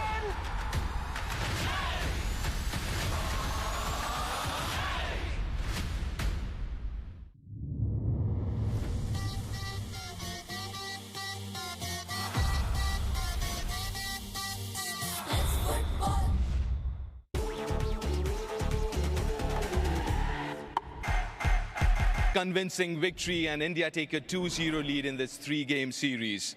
BCCI would like to thank all the partners of the IDFC First Bank India Women's versus Ireland Women's ODI series. IDFC First Bank, Dream 11, Adidas, SBI Life, Campa, Attenberg and Viacom 18. BCCI would also like to thank the State Association, the local authorities and all those who were involved in the smooth conduct of this match. Now, before we begin, let me introduce the presentation party to my left, Mr. Himanshu Shah, Honorary Secretary, Saurashtra Cricket Association, Mr. Viraj D. Patel, Dream 11 Game Changer fan, Ms. Amita Ben Parma, Life Mitra, SBI Life, Mr. Rohit Patel, representative from Campa, Mr. Yash Kumar Shah, Sourcing Manager, Attenberg, and finally, Mr. Anirban Datta, Head, Personalization and Digital Acquisition, IDFC Bank First. Right, now it's time to invite the Irish captain, Gabby Lewis, for a quick chat, Gabby.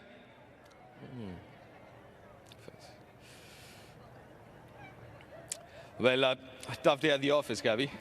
Yeah, I guess you could say that, but I think there was still some, that's a plus. It must be also very exciting to lead a young, talented side. The average age is just around, what, 24? Yeah, exactly. I think it just shows the future in Irish cricket and different players stepping up in different games. I think it was great to see Georgina in that middle period with the ball and Christina with the bat. It was great to watch from the sideline. Yeah, I mean, some of the positives, obviously a word on Christina's knock of 80. I mean, that would be one of the biggest positives out of this game. Yeah, definitely. I think it was more how she went about it, the fearlessness, and I think that just shows what the coaching staff have done over the last few years and kind of the trust that they put in those youth players, and hopefully it'll stick to us in the future, and they'll be putting in those performances for a long time. Right, thank you for your time and all the very best for the next game. Thank you. Thank you. That was Gabby Lewis, the Irish captain. Now it's time for the Dream 11 Game Changer of the Match Award. The winner gets a trophy and a 1 lakh rupee presented by Mr. Viraj D. Patel. And the award goes to Jemima Rodrigues for earning 128 fantasy points. A brilliant 100. Up next is the SBI Life Apne Liye Apno Ke Liye Award. The winner gets a trophy and rupees 1 lakh presented by Amita Ben Parmar. And the award goes to Georgina Dempsey for an all-round performance on the field. A catch of Smriti Mandhana and a wicket of Pratika. Up next is the Campa Great Indian Striker of the Match Award. And it's Jemima Rodrigues. She gets a trophy and rupees 1 lakh from Mr. Rohit Patel. Yeah, 12 fours in a 102-run innings of just 91 deliveries. Coming up next is the Attenberg Smart Saver of the Match, and that's Laura Delaney. She gets a trophy and rupees 1 lakh presented by Mr. Yash Kumar Shah. That's for that brilliant catch to dismiss Harleen Deol. Now it's time to call upon the Indian captain, Smriti Mandhana, for a quick chat. Smriti, if you're here. Another superb game. 2 convincing wins already in this series. Smriti, again, must be a really happy captain after these 2 games. Yeah, definitely. I think we won the toss today, chose to bat, and I think the girls really put on a clinic. And really happy for Jemmy, Harleen, Pratika. I think all of them batted really well to get us to that score. And then again, bowlers were pretty disciplined. We really spoke about putting in efforts in fielding. So I'm really happy with the efforts which were put in fielding. Of course, there were a few drop chances or those things I think we can work on. But I'm really pleased as a fielding unit that we put in those efforts. Smriti, your partnership with Pratika, just 5 innings, 300 partnership in these 5 innings. There's something special going on there.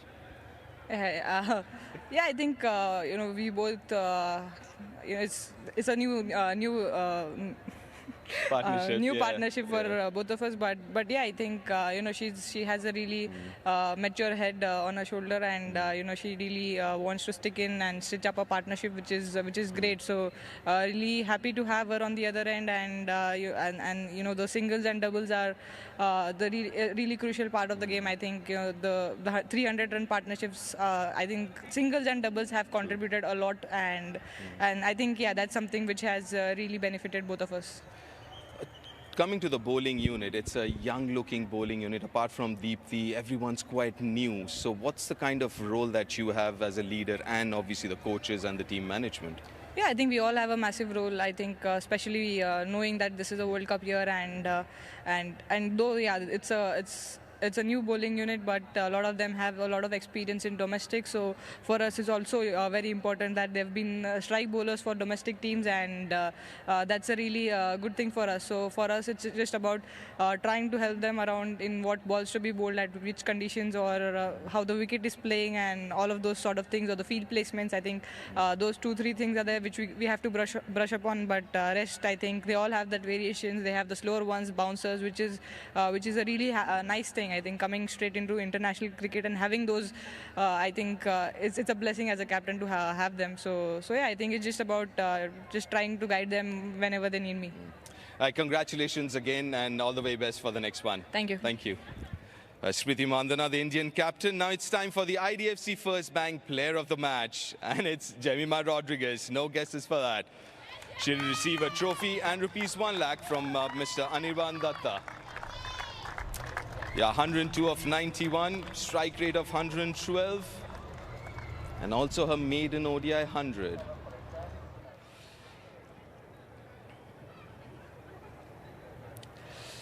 Jemima, well-deserved smile. That took a while. Talk us through this 100 and how important and how relieved, should I say? Yeah. Honestly, yeah, I am relieved because, growing up in domestic also, I've scored a lot of runs. I'm used to scoring 100s, 200s also. So it was bothering me a lot, like why am I not able to do it? Also, the roles in the team is always different at number 5. Sometimes you get a lot of overs, sometimes you don't. And the other thing was just my entire career I've played so much T20 that I had to literally get back to how I used to play in my under-19 days in domestic, and I tried to apply the same here, and it worked for me today. So that's a very good point that you make, because obviously because it's a World Cup year, so you play a lot of 50 overs, but generally it's a lot of T20. So how difficult it is to move from T20 mindset to a 50 over mindset? Yeah, it was a little difficult for me because I just felt like I've not played enough matches lately. And at the same time, the number 5 position, like I said, sometimes it is a T20 where you get 15 overs. Sometimes you have to bat longer. So it took me a while, and I had to practice that way also in the nets, that because that phase is really long. You need to keep building, keep taking those singles, keep piercing the gaps, and keep being patient. So I was happy I was patient today.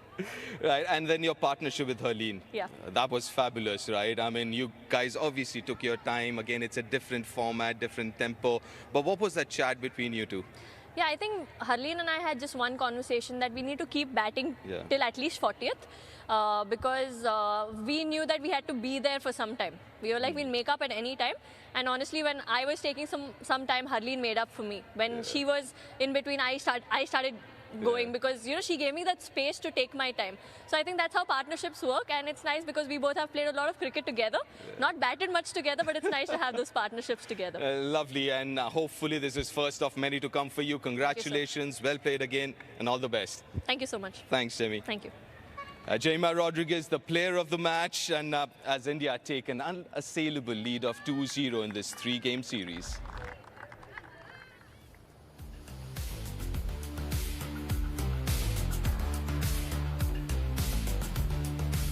Certainly the smiles will help. Certainly the celebrations will add more value with the Jemima Rodrigues 100 and a partnership of Harleen Deol and Jemima Rodrigues ensuring India get to 370.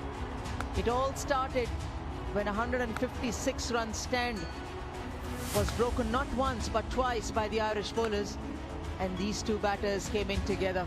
A maiden 100 for Jemima Rodrigues in her 41st outing in a one-day international. It's certainly worth jumping and celebrating. India 2-0 up in a 3-match ODI series. 370 is what they got. 254 in reply is what Ireland managed, and India winning the contest by 116 runs. The third and final game is up on Wednesday, 15th of January at 10:50 a.m. live from the Niranjan Shah Stadium here in Rajkot. Till then, have a good break and come back soon on 15th of Jan.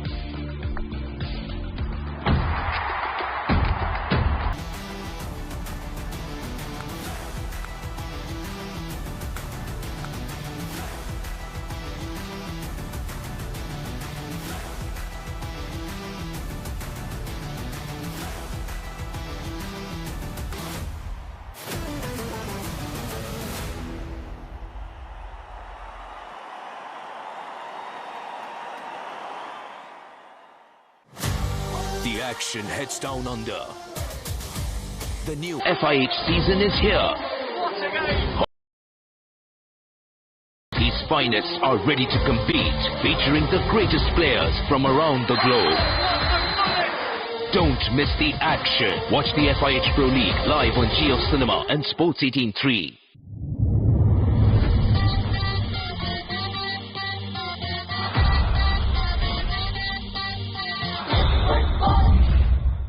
Netherland Bangladesh को खो खो करेगा खो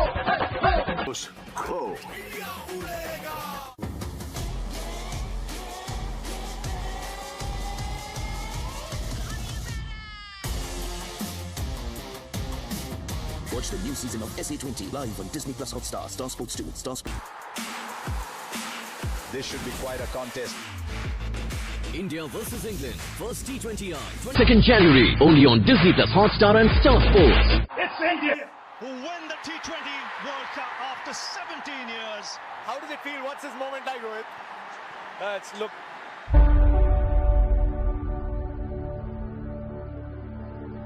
Today it was.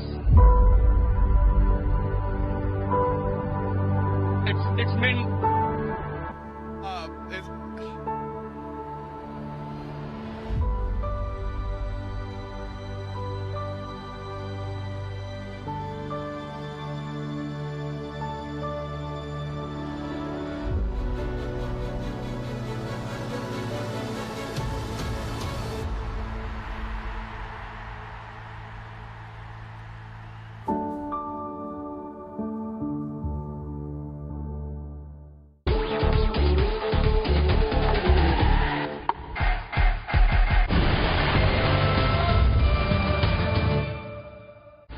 After a 2-month sojourn and a holiday break, Odisha are back at home, looking to extend their unbeaten streak and also overtake one of the best away teams in the ISL, as you see right there. Of course, what ends up happening in this encounter. And we're underway. Of course, with recriminating another ball that's lost, another opportunity inside. Oh! What a finish! As Bryson Fernandez once again, he's been absolutely on fire the past couple of weeks. And FC Goa take the lead. It's another goalkeeping mistake and error.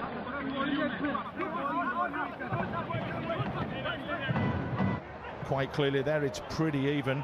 It's all happening in the middle third. Bhutia. Here's another shot.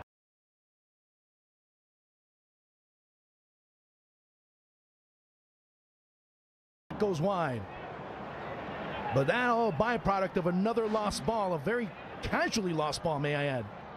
Jahu had the man down the right side. That was, of course, Ranawade. Good short ball inside. That should be a pen.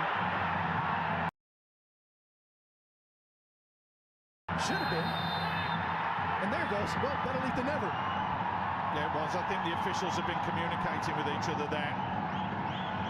Would be a very good, a nice reward for Jerry to be able to get that penalty.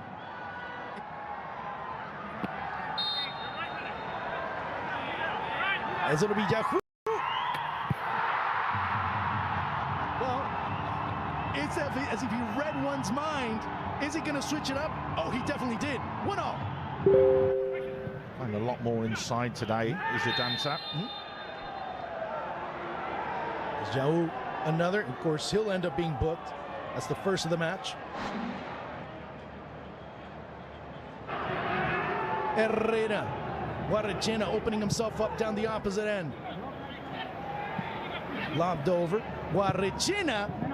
He ends up, oh, here's a great chance to make it 2-1. What a finish, but a series of errors by Odisha defensively. They end up paying dearly. FC go up 2-1. Shooting themselves in the foot, Odisha, aren't they? They had a chance to deal with it, not once, not twice, but 3 times, and didn't, and they've been punished.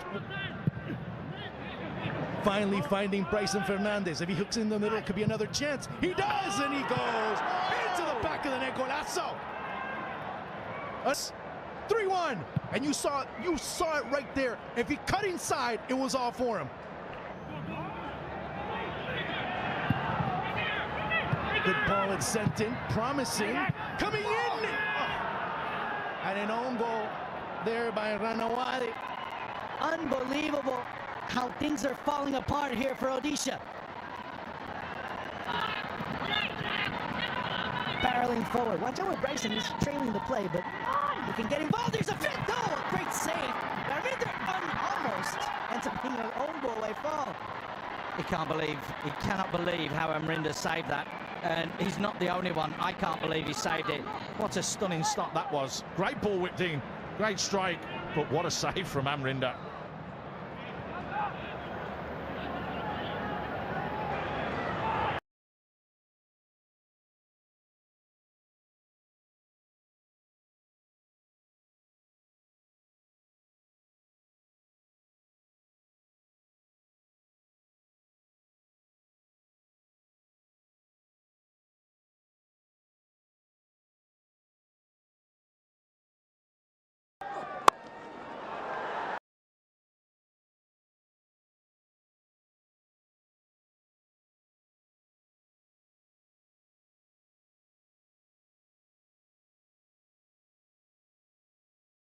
Connection अच्छा नहीं था।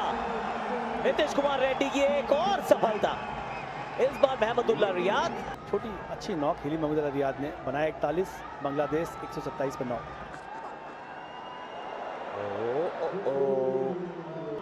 ये 22 का चौका हो गया।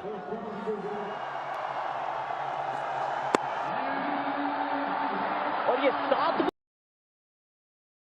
लगातार home series Bharat ने जीत ली है। 3 मैचेस की श्रृंखला को 2-0 की अजय बढ़त में बदल दिया है।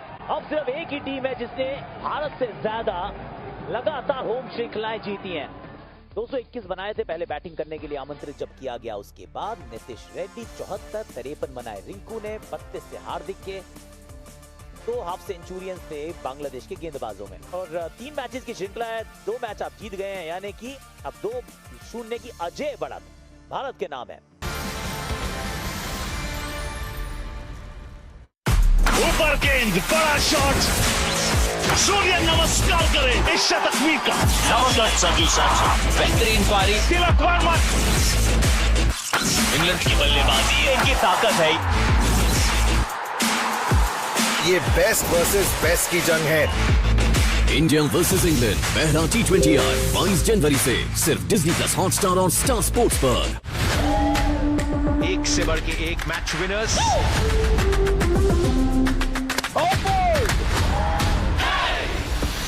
कमाल का शॉट, शानदार कैच पकड़ा है यहाँ।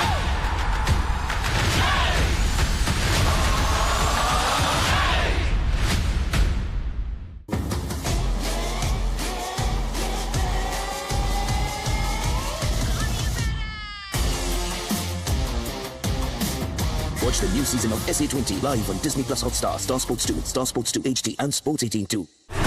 इंग्लैंड की बल्लेबाजी इनकी ताकत है। ये है नया इंडिया।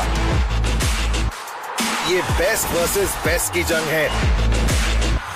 इंडिया वर्सेस इंग्लैंड पहला T20I 22 जनवरी से सिर्फ डिज्नी प्लस हॉटस्टार और स्टार स्पोर्ट्स पर।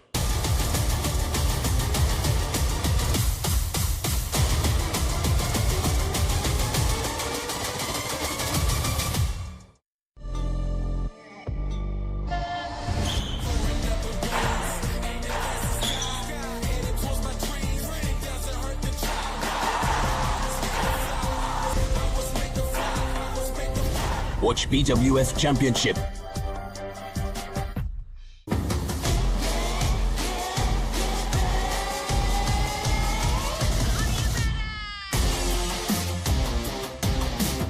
Watch the new season of SA20 live on Disney Plus Hotstar, Star Sports 2, Star Sports 2 HD and Sports 18-2. ऊपर गेंद, बड़ा शॉट, सूर्य नमस्कार करे इस शतकवीर का। जबरदस्त संजू सैमसन, बेहतरीन पारी, तिलक वर्मा। इंग्लैंड की बल्लेबाजी इनकी ताकत है। ये बेस्ट वर्सेस बेस्ट की जंग है। इंडिया वर्सेस इंग्लैंड पहला T20I 22 जनवरी से सिर्फ डिज्नी प्लस हॉटस्टार और स्टार स्पोर्ट्स पर।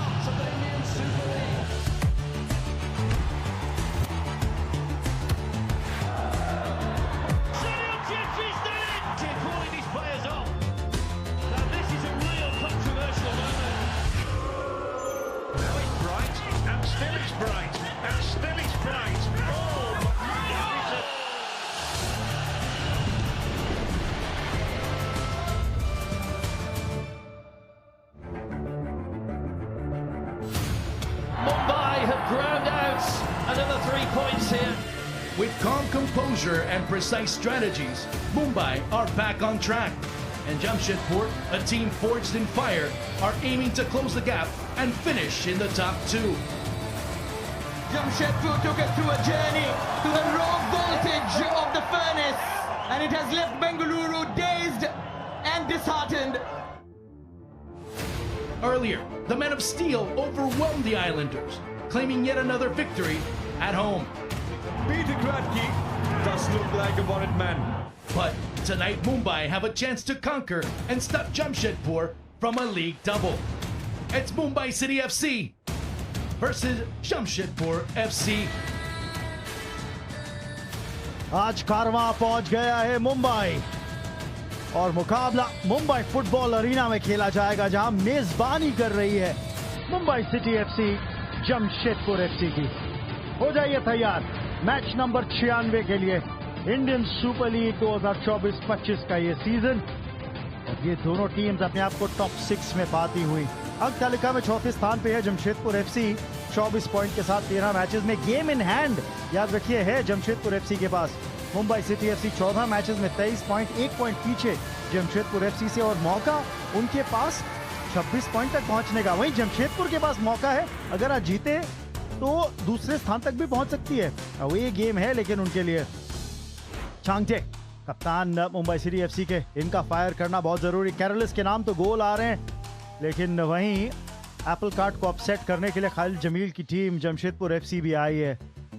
अच्छा सीजन गया है अगर आप बात करें उनके लिए। अब तक 13 गेम्स में 24 पॉइंट, यानी टेबल टॉपर्स मोहन बगान सुपर जायंट की तुलना में इनके पास 2 गेम इन हैंड हैं, क्योंकि मोहन बगान सुपर जायंट ने 15 मैच खेले, जमशेदपुर ने केवल 13।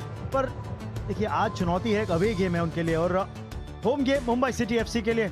और ललिंजवाला चांगटे जिनका शुमार होता है टॉप 10 जब गोल स्कोरर्स की सूची की बात करते हैं ना इंडियन सुपर लीग के इतिहास में, तो 2 ही भारतीय खिलाड़ी हैं, एक सुनील छेत्री जो शिखर पर हैं और छठे स्थान पर जहां ये हैं ललिंजवाला चांगटे। लेकिन इस सीजन आए केवल 2 गोल इनके नाम, तो इनका फायर करना बहुत जरूरी। Hi Peter, after the defeat versus Northeast, you bounced back against East Bengal with a win. Is it consistency that you're looking for your team now? Yeah, exactly. Yeah, that's our main issue this season. You know, when we have a couple good games and then we break down somehow, and so we have look at that why it's happening. So yeah, consistency will be the key. Peter, with a win today, that might just help you jump over Jamshedpur on the table. How important is it for you to keep progressing forward?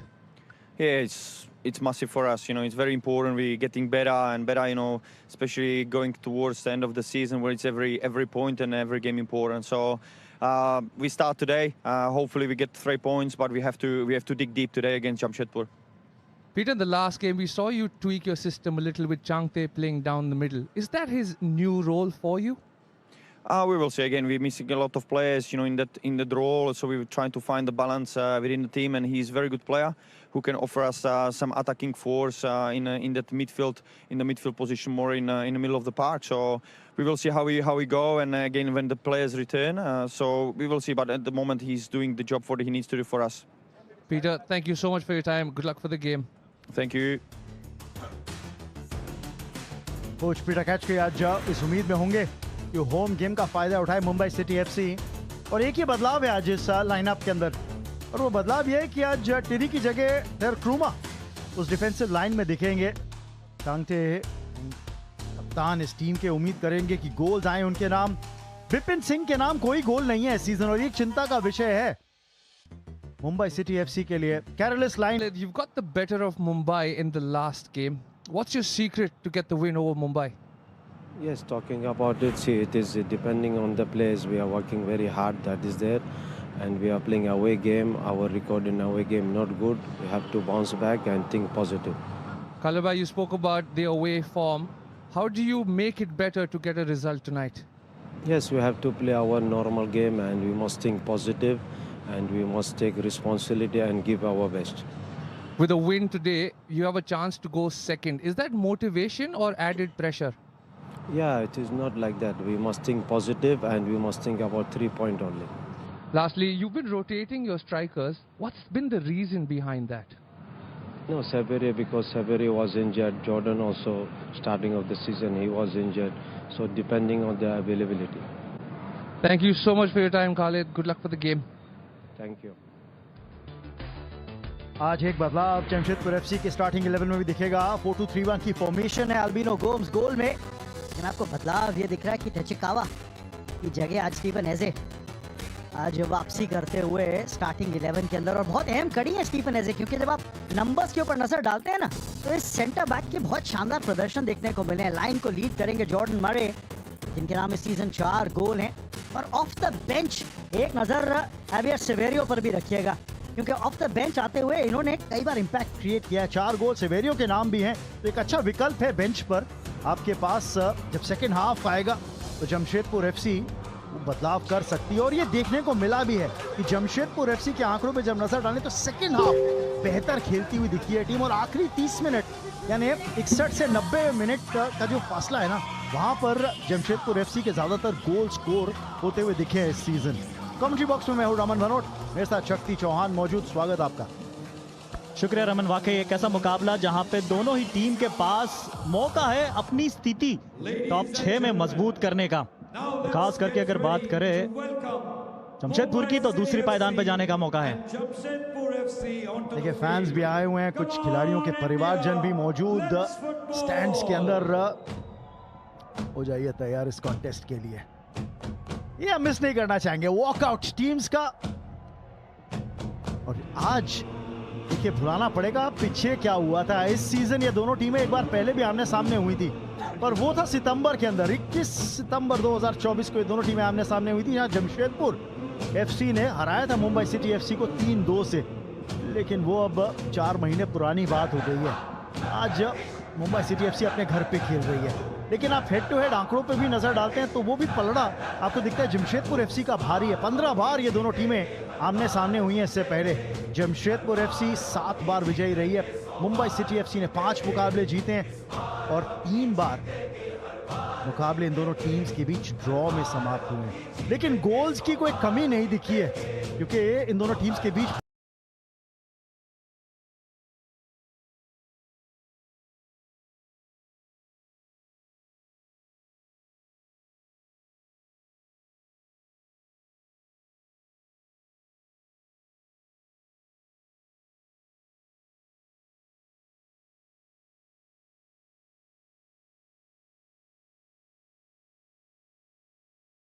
They do.